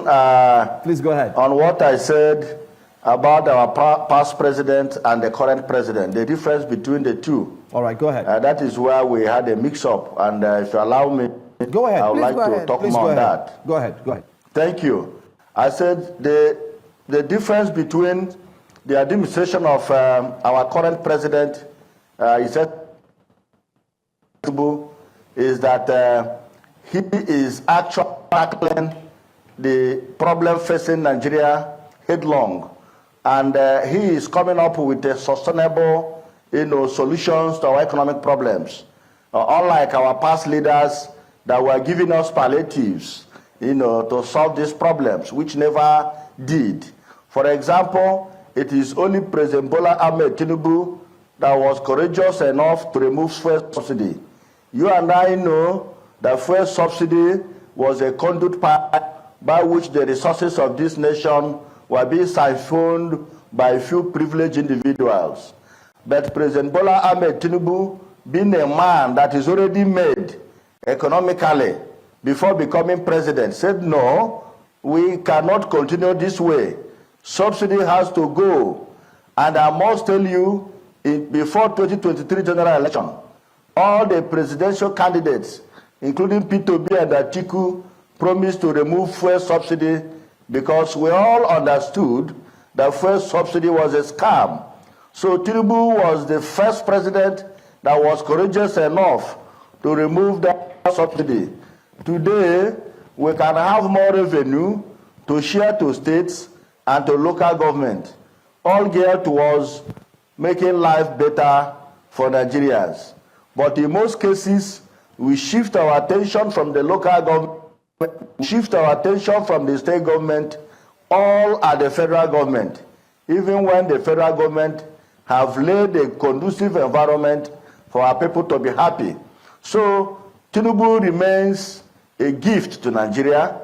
Tinubu remains the best president Nigeria has ever had. Tinubu remains the man to come back as president of Nigeria come 2027. Like I said before, he is giving us sustainable solution for economic problems. Outside the removal of the subsidy, you can see what the president is doing in our infrastructure sector. Look at the existing roads connecting the 6 geopolitical zones are receiving attention. As I speak to you, I take you through Enugu, Aba, Port Harcourt Road. That road, under the past 16 years, was in a sorry state. But as I speak to you, within 2 years in office, President Bola Ahmed Tinubu, who is the efficient Minister of Works, Senator David Nwebonyi, had completed 1 lane of that road from Enugu to Port Harcourt. By doing so, travel time is reduced, lives are saved, people are happier. All right. I mean, you've talked about the gains from subsidy removal. When he announced that subsidy is gone, we did see the impact of that in the economy. The National Orientation Agency released a report that said that the federal government saved 84 billion naira as a result of fuel subsidy, and that it has gone into the financing of 40 key roads. But what would your response be to the people who say that this announcement of the removal of subsidy, these seeming monies that have been saved by the federal government, we're yet to see and feel the impact of this? What I have said on what the president is doing in the area of infrastructure, you will see where the money is going. For example, outside fixing the existing road, which I've mentioned, of course, I did also mention from Abuja to Kaduna to Kano. That road is receiving very serious attention. About 70% is being done. Then from Abuja, Kogi, the other northern part of the country is ongoing. Now, outside that, we'll now look at the mother of all projects, which is the Coastal Road. You can doing to connect Lagos, towards Calabar, thereby creating an alternative economic route to Nigerians. Outside that is also doing Lagos, Badagry to Sokoto, also to open another commercial corridor for our brothers in the north. So this is where the money from the fuel subsidy, and outside that, my dear brother and sister, you can see the NEL Fund program of Mr. President. By doing so, Mr. President have indirectly program for all Nigerians. Today, no Nigerian child will drop out of university as a result of his or her inability to pay her fees and tuition fees, because Mr. President have created a program called NEL Fund to make sure that Nigerians didn't drop out of school. So, Senator, when you look at all these policies and programs, you will see that this man means well for Nigeria. This man has all it takes to drive the economy, because he do understand the economy of Nigeria from the onset. All right, Senator Nwebonyi, I mean, you've reeled out some of the achievements of the president, but if we are to ask, is the Senate aware of the needs, the current needs of Nigerians as a population?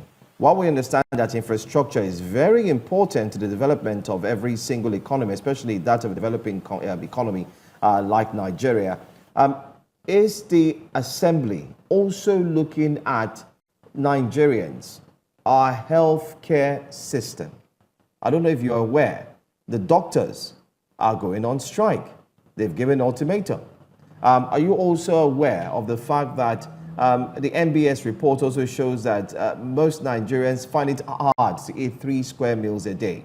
I mean, many times when we interact with members who are obviously, supporters of the president, which is fair and good, but we also would like for you to look at some of the ills which is indeed bedeviling Nigeria's progress, especially in the areas of its citizens who are crying and asking for help. So what is the Assembly doing to answer the populace, the public, in regards to the health sector, in regards to the strong, tough economy which is affecting the pockets of every single Nigerian?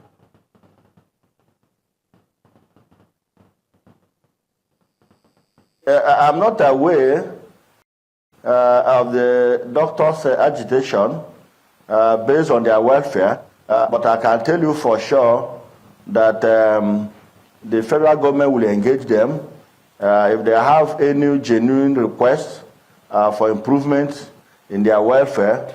I assure you that the National Assembly that represent Nigerians, which they are part of, will definitely stand by them to make sure that their welfare is improved, taking into account how sensitive the health sector is, to our existence, both as individuals and as a nation.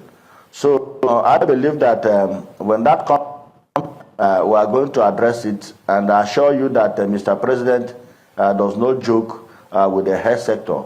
All that need to be done will be done. All Nigerians should support the current administration. Instead of talking ill of the government of the day, you better come up with ideas, because it is ideas that rules the world. Mr. President alone is not, and him alone cannot transform Nigeria to be like America overnight. So Nigerians' cooperation and support is also needed. I'm calling for here. So, and let me also use this opportunity, to clear the coast on all these submissions that things are hard, something is on the rise, there is no food, I want to say that in as much as we want the government to live up to our expectations, it is also important that we as citizens should also play our role, as citizens, because the two are needed to complement each other for a nation to grow. May I please ask now, what the role... what is the solution to hunger? Yeah. May I please ask what the role of the citizen is in ensuring that we deal with the poverty? Well, over 133 million Nigerians are multidimensionally poor. So you've said that in as much as we expect the government to play its role, that the citizens have to play their role. Can you please share what the role of the citizen is? The role of citizen, number one, is to support the government, is to obey the law.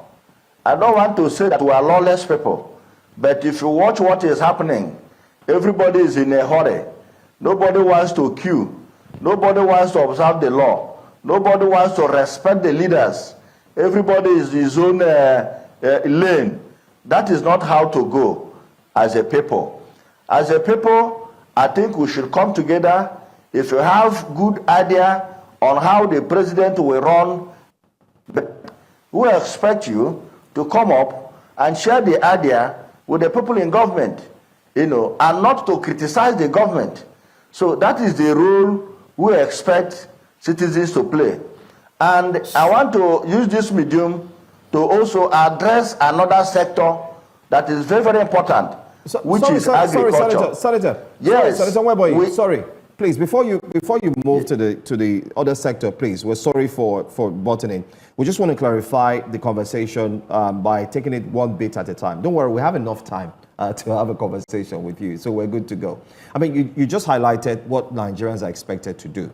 And the responses we're getting from Nigerians is that they do not agree with you, and would state reasons why they don't agree with you. The minimum wage is 70,000 naira, Senator Nwebonyi. I don't know if you are aware that 70,000 naira cannot even transport a family of 5 in a month.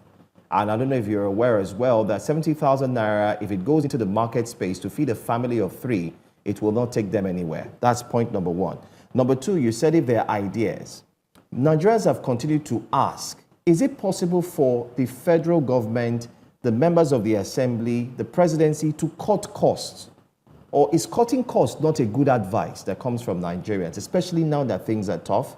Because you say they are not law-abiding, but we're not talking about them being law-abiding. We're talking about them suffering and going through tough times. It's touching everybody. Senator, even they touch me when they follow you talk as well. Senator, is it touching you? I don't know if it's touching you, Senator. Well, on the issue of minimum wage, you told me that before President Tinubu came on board, the minimum wage was 30,000 naira, but he has increased it to over 100%, meaning that he understands the economy or the rate of inflation in the country. So and the 70,000 naira, of course, that is the benchmark for today. But I know that as things unfold and as we make progress, I believe that subsequent negotiation will come in and the needful will be done. But the truth is this, which is the point I was driving at before you came in with this question. The truth is that we should think outside the box like the president is doing. If you are a civil servant, for example, and maybe your salary is 100,000, you should think of what to do in your extra time to complement that. Because I am a senator of the Federal Republic, but I must tell you that what I get as a senator, I spend more than what I get on the as a senator. And how do I achieve this? Because I am a farmer. As I'm talking to you, by tomorrow, if you call me by this time tomorrow, I will be in my rice farm, because I cannot rely on my salary or allowances as a senator. The problem of my community alone is more than my salary as a senator. But most Nigerians do not understand this. And let me tell you something. Every day as a leader, you wake up with text messages or people calling you for hospital bills or people calling you for the school fees of their children. And as a leader that will meet them at the polling unit again, you must go off your lane to make sure that you meet all these demands from the people. But senators are big men. They are enjoying. They're supposed to cut costs. But whereas in reality, we are suffering. But we're suffering and smiling, because it's a responsibility that you have undertaken and you must live by it and up to it. So Nigerians should think outside the box. Honorable Nwebonyi, I think there's a bit of an issue with the network, but I want to just push back on something you've said. You've talked about Nigerians having the perception that senators are enjoying their big men, but they are suffering. I want you to sort of shed more light on the ways in which the senators are suffering. And I ask this because, again, making reference to what I said earlier, that we have 133 million multidimensionally poor Nigerians. This goes beyond finance. It goes into the state of our health sector, the state of our education. The numbers are daunting. So I'm surprised to hear this, because that's not the impression that Nigerians have of senators. I'm sure that you got your salaries and allowances. We've been asking for the longest time, how much do senators earn? Everything is shrouded in secrecy. Will you be willing, for example, to tell us how much you earn, seeing as you said that you have to rely on farming to be able to make ends meet? Yes, I say it, and I say it with all sense of responsibility. That is the truth. The impressions Nigerians are having about some of our leaders is not the way it is in the actual sense. And I want to say it again, that I, as a person, spend more than what I get as a senator. So that tells you that it's not easy. It's not easy. And that is not the impression Nigerians are having. So you know what? Now, Senator, the point I was driving, okay, the solution to the problem is that our young youths should utilize their time in more productive engagement. For example, white-collar job is no more fashionable. I can tell you with my personal experience, I left the university in the year 2006, and I was offered a job as a state council in the Ministry of Justice of Ebonyi State because I'm a lawyer. So my question was, what is the salary of a state council? And by then, the state council was receiving less than 70,000. I said, no. One appearance fee will give me 100,000 in a very good case. Why should I go and waste my time as a state council when I'm a professional? So I went into practice, and within 2 years, I recorded a lot of achievements. As I must tell you, I've always encouraged my children, do not look towards white-collar job. Try to go into professionalism. So I want to use this medium to let Nigerian youth know of two things. One, federal government will not give all Nigerians job. That is not possible.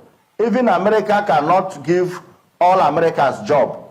So it is a question of you doing your part and government doing their part. Nigerian youth should, one, think towards technology, think towards professionalism, think towards agriculture. That is the way to go. Because even if you make minimum wage, 500,000 naira a month, it will still not be enough for you and I. You know that. So it calls for people to think outside the box and take the challenge of the world as everybody's challenge. It's not the challenge of the government alone. Senator, the world is moving faster. Senator Nwebonyi, Yes. I mean, yes. You've said a whole lot, but I would like your responses to be brief so that we can have more comments from you in response to the questions we're asking, because I did say we have enough time, but it seems like we really don't. Earlier on, I did ask about the doctors who have made a request, and you said you were not aware of it. And it brings to mind another question, because we do have questions also from the doctors who are equally watching you in this interview. And the questions they're asking is, do you use the medical facilities here in Nigeria? And as a sitting senator, are you saying that you're not aware of the doctors' demands, which has been going on in the news and everywhere? That's question one. And I would like just a brief comment, especially for the doctors who are watching now. No, I stand with the doctors. That is what I said. I said that the parliament will at all times stand with the labor union, not just the medical doctors, but every other labor union, because we represent them, and we always stand by them to negotiate, to make sure that their welfare is improved upon. And I must say, there is no amount of money you pay to a doctor, commensurate to the sacrifices and the nature of job they render, because their job is completely essential service to humanity. So I believe that the relevant Minister of Government should engage them immediately without allowing them to go into the whole rigors of striking and negotiation. We should abort the strike, because the strike, if happens, will definitely give rise to loss of lives and a lot of discomfort to our people. But how can the Senate ensure? With the doctors. But shouldn't maybe the Senate try, what steps would you say the Senate is taking to ensure that you wield legislative instruments, to ensure that we don't keep having these repeated cycles?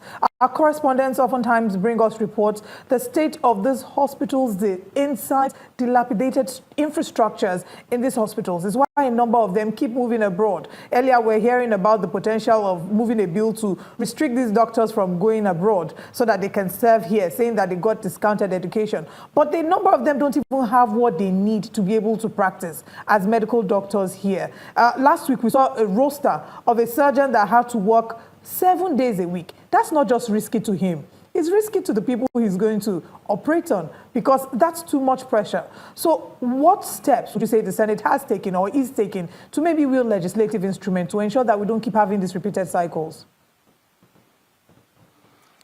Thank you so very much for that question. I must say that as a nation is multifaceted, in the sense that health sector is one of them.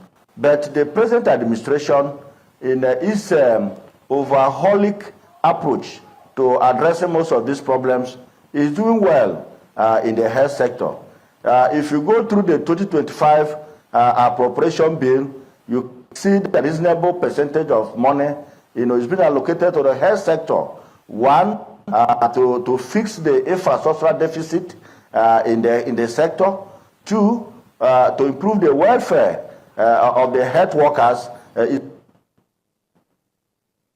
is also to make sure that areas has basic facilities, to attend to our people. So I believe that when this budget, particularly this 2025 budget, is fully implemented, which paid much attention to the sector, I believe that most of these challenges will be addressed. And of course, the health workers will have less ground to go on strike. All right, Senator, as we look set to wrap up in a few minutes, you did mention about Nigerian youths. You talked about them doing something productive. And this, kind of like brings us back to the question we had asked you earlier on. If you are aware of what's really happening, especially with the youths, the reason I'm asking this is because you did say they should focus on technology. I don't know if you've seen the price of data now. I don't know if you're aware of the data price, which has indeed shot up. It's gone up. So if the youth needs to go into technology, they need to spend more money on data. And then you also talked about the senators who are suffering. And I'm wondering, Senator Nwebonyi, I didn't get a car that's cost about 160 million naira. And I don't know, I'm happy to tell you my salary if you would tell me yours as well. Well, if you want to know my salary, it's very easy for you to do that. If you go to a relevant agency, it's a public document, the salary is there. But I can assure you that that salary you're looking at, if I spend it with you within 2 days, you will agree with me that we leaders actually suffer. Salaries and allowances. He forgot to mention allowances. Everything put together, if I place it on the table with you for 1 week, you will borrow money from me. Senator, try me you first. You will pity me. Senator, try us first. You won't even like to come into it because it's not the way you see it.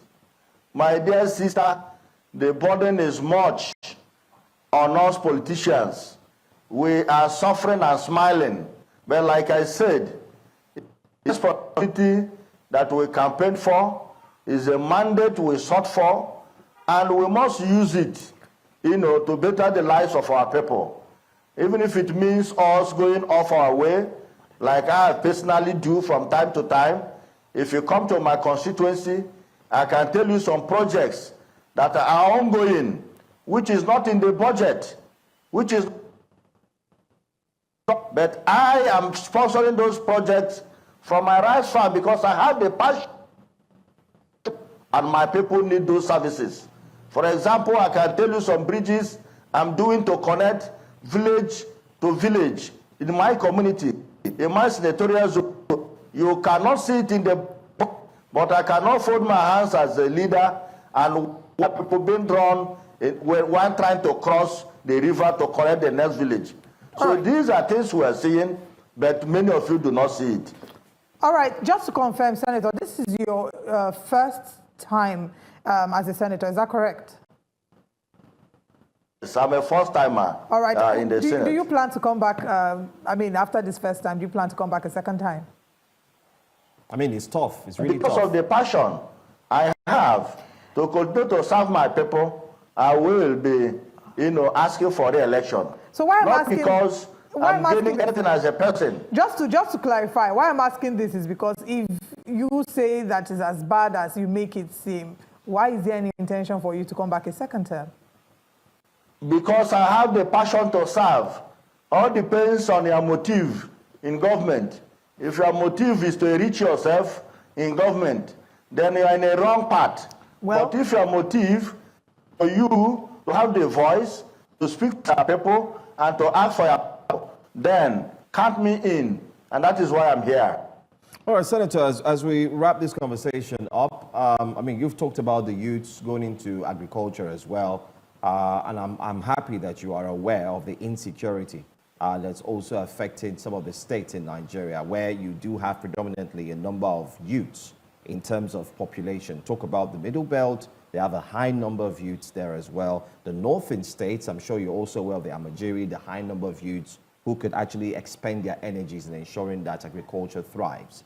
So when you say that the youth should look for something else and do, and possibly go into agriculture, there's insecurity there. So how do you expect them to survive while you want them to go into agriculture? It's not just even insecurity. There's a challenge with post-harvest loss. A lot, it's an issue that we're having to deal with. And then this era of the rainfall, NIMET has warned of really strong rainfalls. We've seen the flash floods, the impact that this has had on our agricultural produce. So the young people, the talented, hardworking young Nigerian people who we celebrated yesterday on International Youth Day want to work, but the factors surrounding the current reality, in fact, they've taken the little that is existing and made the best out of what they can. But the factors bedeviling the Nigerian youth are too many to be able to surmount. So when you say you want them to do their own part and go into tech and go into agri, what about the surrounding realities that they have to deal with? But if you can maybe respond in 30 seconds so that we can wrap up this interview. Deny the surrounding realities that is facing, that is hindering our development as a people, which includes insecurity in some states of the Federation. But you can see that the president is tackling the issue of insecurity headlong. You can see the sources recorded by our military, recently in Zamfara, in Benue, and of course in Jos. That shows that it's capable of eradicating this problem. Now, to the Nigerian youths, of course, you and I know that Nigerian youths are very hardworking people, very resilient people, and we are doing well all over the world. If you go to America today, the economy of America is being led by Nigerian youths. If you go to Canada, anywhere in the world, Nigerians are doing well. These people are not civil servants. Majority of them are businessmen. So that is the point I'm trying to make, that nothing good comes easy. It is time we look off white-collar job. White-collar job is for those that don't have any other options. But we have a lot of opportunity in Nigeria, which other youths have been exploring, and I want our other youths to look towards there. Government can only do the basics, which is providing the amenities and the infrastructure for us to thrive. Thank you. Thank you so much, Deputy Chief Whip of the Nigerian Senate, Senator Peter Nwebonyi. We thank you for your time. And hopefully, when the Senate resumes, we'll look forward to have you again to discuss on some pertinent issues and some of the bills that have been passed. But thank you so much. And we hope that while we are together in this struggle, we would also be together when it is good as well. Thank you. God bless Nigeria. All right, so that's our interview. We'll go on a quick break. The front pages of the newspapers, abridged though, will be up next, so do well to stay with us.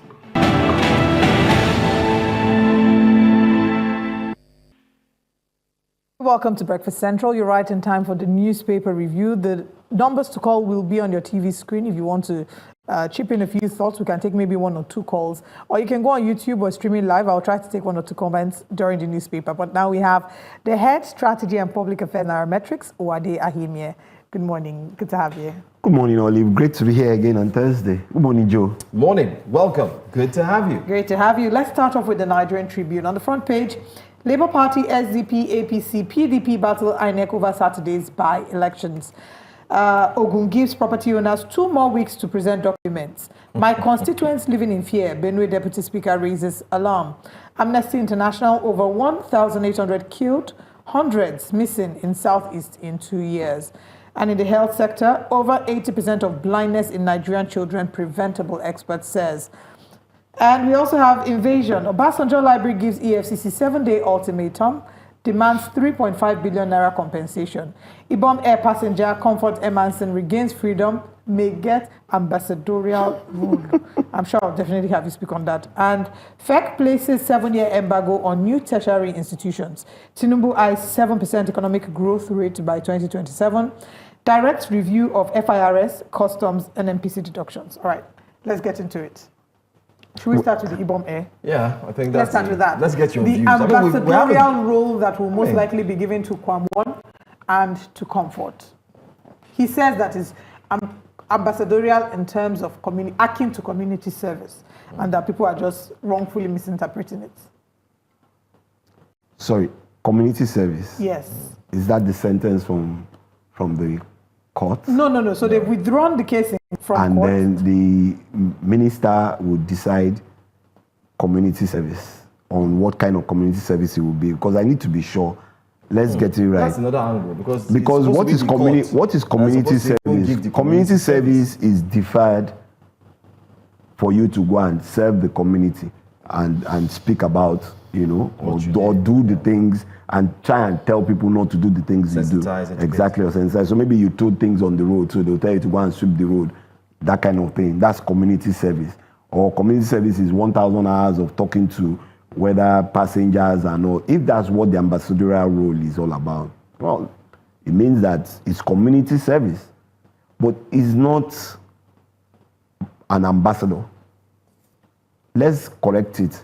An ambassador is one who you bring to help promote the good values that they show and exhibit.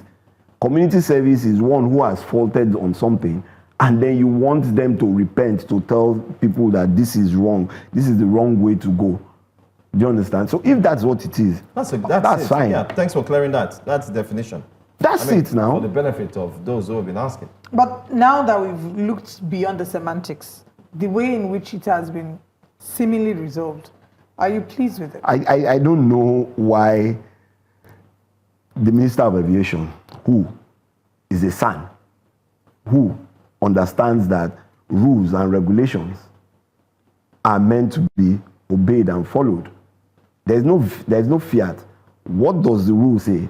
When you break the law, are you with me? What does the justice system say? How can you take the fiat as Minister of Aviation? Are you with me? Just take out the NCAA rules and say, oh, I pronounce this as the verdict. Are you the dictator? That's the question I need to ask.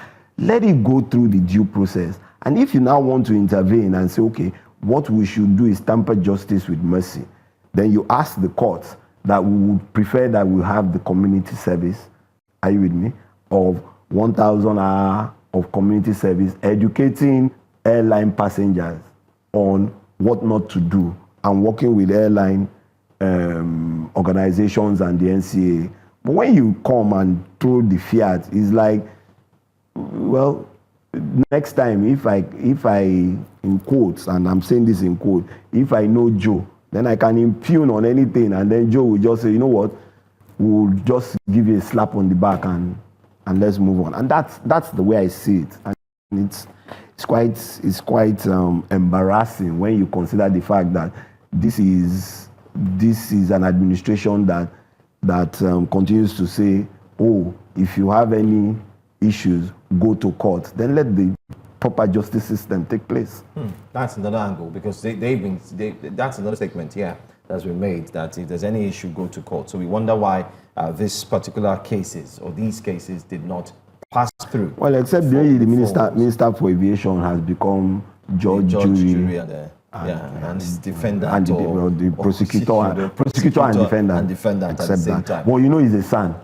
Yes, of course. So we mentioned that. We mentioned that. And that's what I'm saying. And so, you know, his understanding of the law is very extensive. Yes, while we commended him for being proactive with the cases, we also have not failed to mention that in cases like this, sometimes let the proper investigation be done and let whatever is to be served at the same time. But let's go to another one.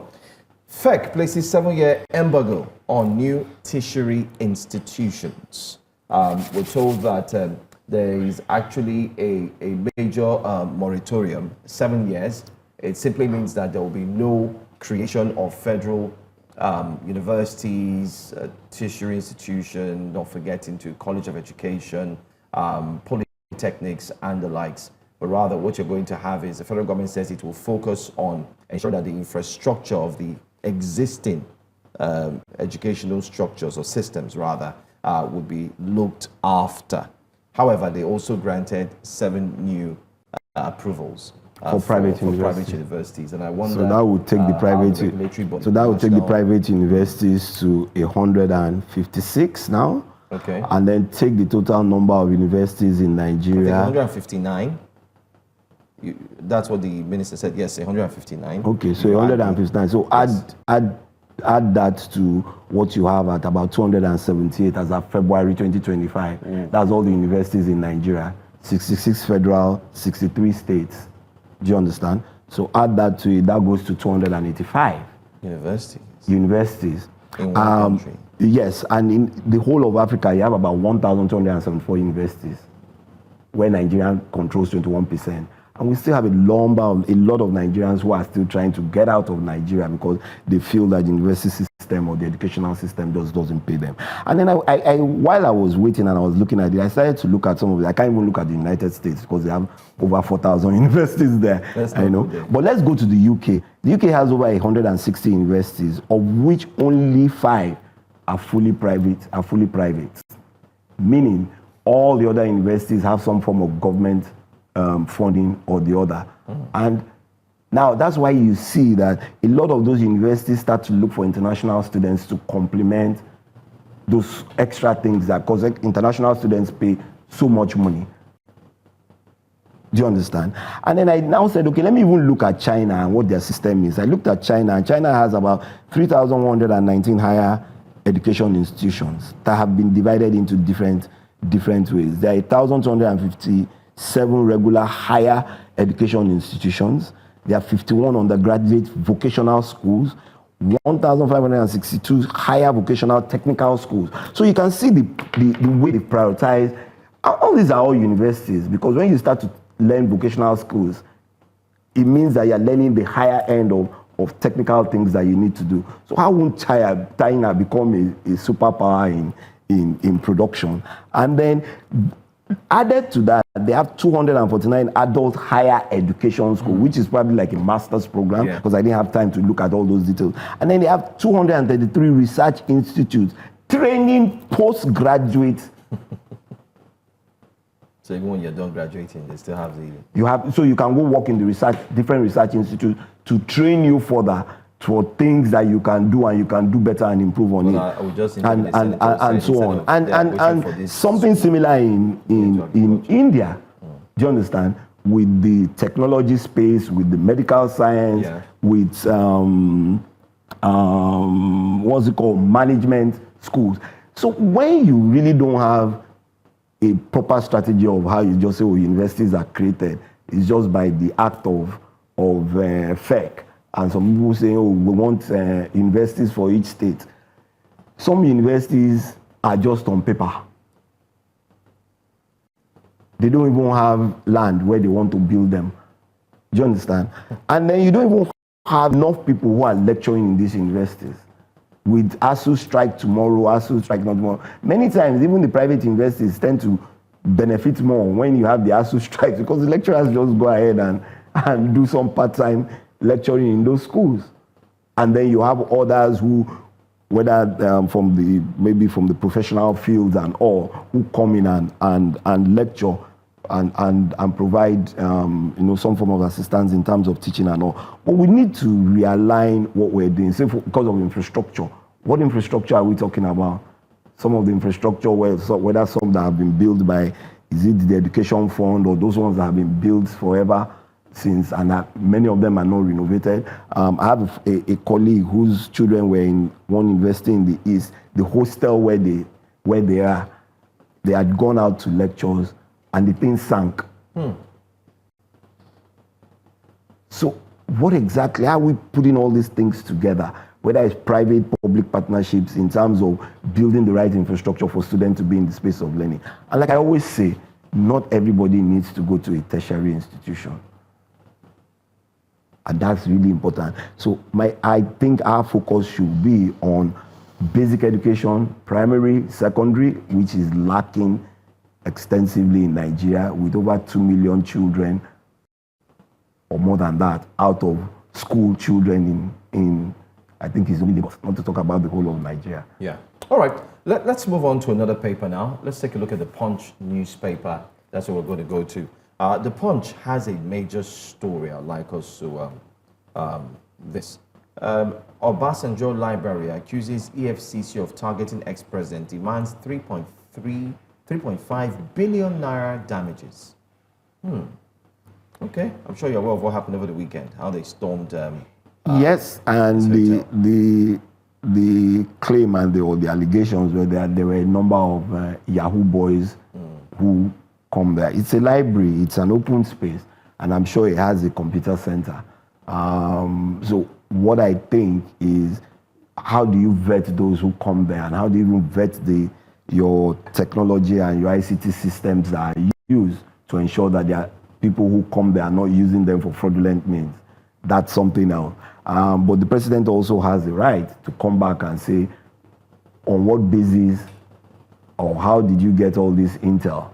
Is it that, do you have information about the intel? So really what we are probably going to see is a civil case, you get? And of course, usually civil cases, you go to court and then they award you the damages for reputational damage, which is what I think the president being is. The home of a, being an institution or being a library that is attached to the former president. So that's it. So for me, yeah, but if the FCC has enough evidence for that, then they will go to court and show that evidence and say, we didn't just storm the place. And the other thing about it is all these things. This is the library that is owned by an ex-president, and he does have some level of communication there. I think it is pertinent to be, to be more civil in the way you approach how you, you go out and carry out a search in that place. The questions are, did they have the right warrants for them to execute that search? If they did not, then there is an issue, and that's where the Obasanjo Library can actually claim a lot in terms of that. Because if you don't have a search warrant, then why do you just storm the place? Which is something that security operatives need to start to think about again. All right.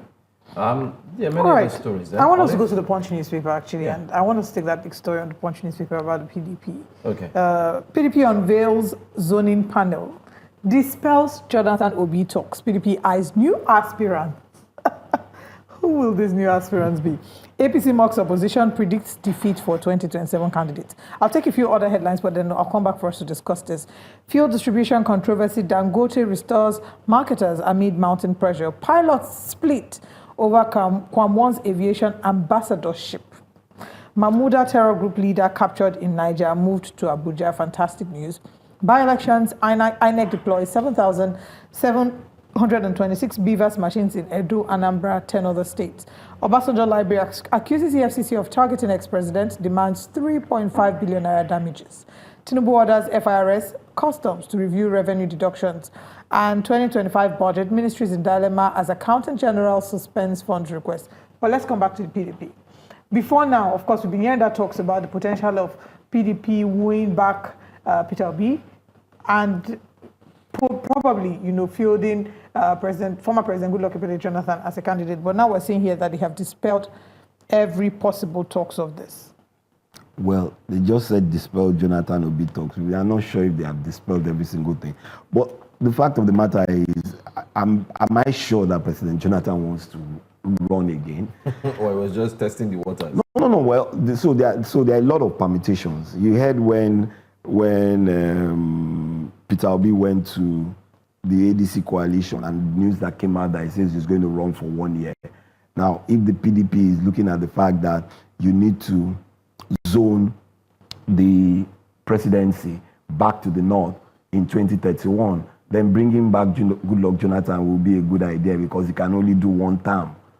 You understand? So those are the permutations that they're probably going to be looking at. But what beats me now is that this unveiling of the zoning panel that they did not unveil in 2023, where it was clear that the agreement, whether it was gentleman or I think it's even inside their documents that, you would zone the presidency to one part of the country and so on. So if it's taking you 4 years or 3 years after that one to now start setting up a panel to look at the zoning. Now it just is, for me, is a man whose house is burning and then has a well at the back of his house that could have connected a pipe and what's it called? What do you call those things? I used to wash car. Okay. Hose. But you leave it and say, don't worry, I'll use the bucket to fetch the water. So the timing. The timing is just not right. You're just setting up the panel. So what would the panel say? You hire a new aspirant. Okay, so who is this new aspirant? Well, like they say, all the politicking is going on. Those who are cross-carpeting are cross-carpeting. Those who are going to join top league clubs are preparing themselves. So let's wait and see how it comes out, because 2026 really is going to be an interesting year. Very interesting year indeed. Let's now move to another paper, our final paper this day. We have barely 4 minutes to go. Let's see what we can do in front page of this day newspaper. Court frees unruly Ibom Air passengers, police withdraw charges. ION lifts flight ban on passenger. NCAA withdraws criminal complaints against Squad 1. Flight ban reduced to 1 month, and so on. Okay, that's fine. That's fine. Tinubu targets 7% growth by 2027. Others review of deductions by NNPCL. Others moves to tackle poverty. Declares 7-year moratorium. We've taken that. Says proliferation, weakening quality resources spread too minimal. OK's 493 billion naira target for Kano Katsina Road upgrade, Carter Bridge construction. Belly has very little story, but I think the most important thing we should look at is US approved sale of 532 billion naira munitions, bomb, rockets to Nigeria. What story we're looking at? Let's look at the president's target, 7% growth by 2027, moves to tackle poverty and the likes. In, say, 2 minutes, as we have to wrap up. 2 minutes? Yes. I'm sure you're wondering what I'm saying 2 minutes, because really I'm trying to think through all the things that, were stated here. Part of the things he said was, the 4 trillion naira towards transmission and all, and a number of things towards enhancing that 7% growth. But the question for me is, if consumer spending is not moving as fast as it should be at the velocity for it to create that, create new value, then we have a challenge. How do you reach 7% growth is not by what data and statistics says.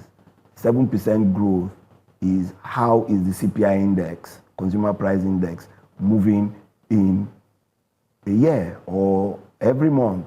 Because at the end of the day, when you look at it, spending still is next to zero. Organizations are declaring higher profits, but product sales are actually reducing because pricing has gone up. So these are the questions that I continually ask myself. I sit down with one of my other analysts in the office and we're asking ourselves this question. Like I continue to say 100 trillion in the economy, over 100 trillion in the economy, but we can't see the velocity. How many people are buying, how many bags of rice are being sold every day? What used to be 1 is now, what used to be 10 is now half a derica. Or half, yeah. Do you understand? So if consumer spending is, the velocity of consumer spending is not high, then it's such a difficult task for me, in my own opinion, to achieve that 7% growth. But, well, with the numbers that have been coming out, and based on whether it's the new rebasing, the GDP has gone up, inflation has gone down, then maybe they have the statistics to meet this 7% by 2027. But if consumer spending is not driven faster, in my own opinion, I don't think that will be achievable. All right, this is where we'll wrap things up. But just to quickly take comments on YouTube, Queen Chukwemeka says, the Minister of Works, Dave Umahi, has said that the Third Mainland Bridge has been found to have issues with its underwater structures. The cost for rehabilitation projects projected at 3.6 trillion naira. Yes. Well, but there is a standard maintenance for the underground structure. It has been going on. So let's not think that this is new, please. They've done it. It was done under the Jonathan administration. It was done under the Buhari administration. I think it's every 4 or 5 years, thereabout, where they normally notice that they'll close the bridge at some point. Are you with me? When you're going to walk in the morning, you go to the other side because they need to deal with those underwater structures.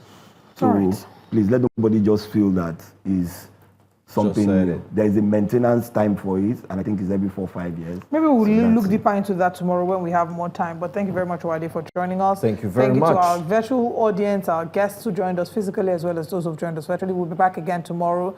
We'll exit the studio, and Jasiri continues in a moment. I am Olive Emodi. And I'm Joe Hansen. Thanking you for joining us. Don't forget, tomorrow is another day. And hopefully, Benga will be right back. Thanks, Wade, for being here. Thanks for having me, as always.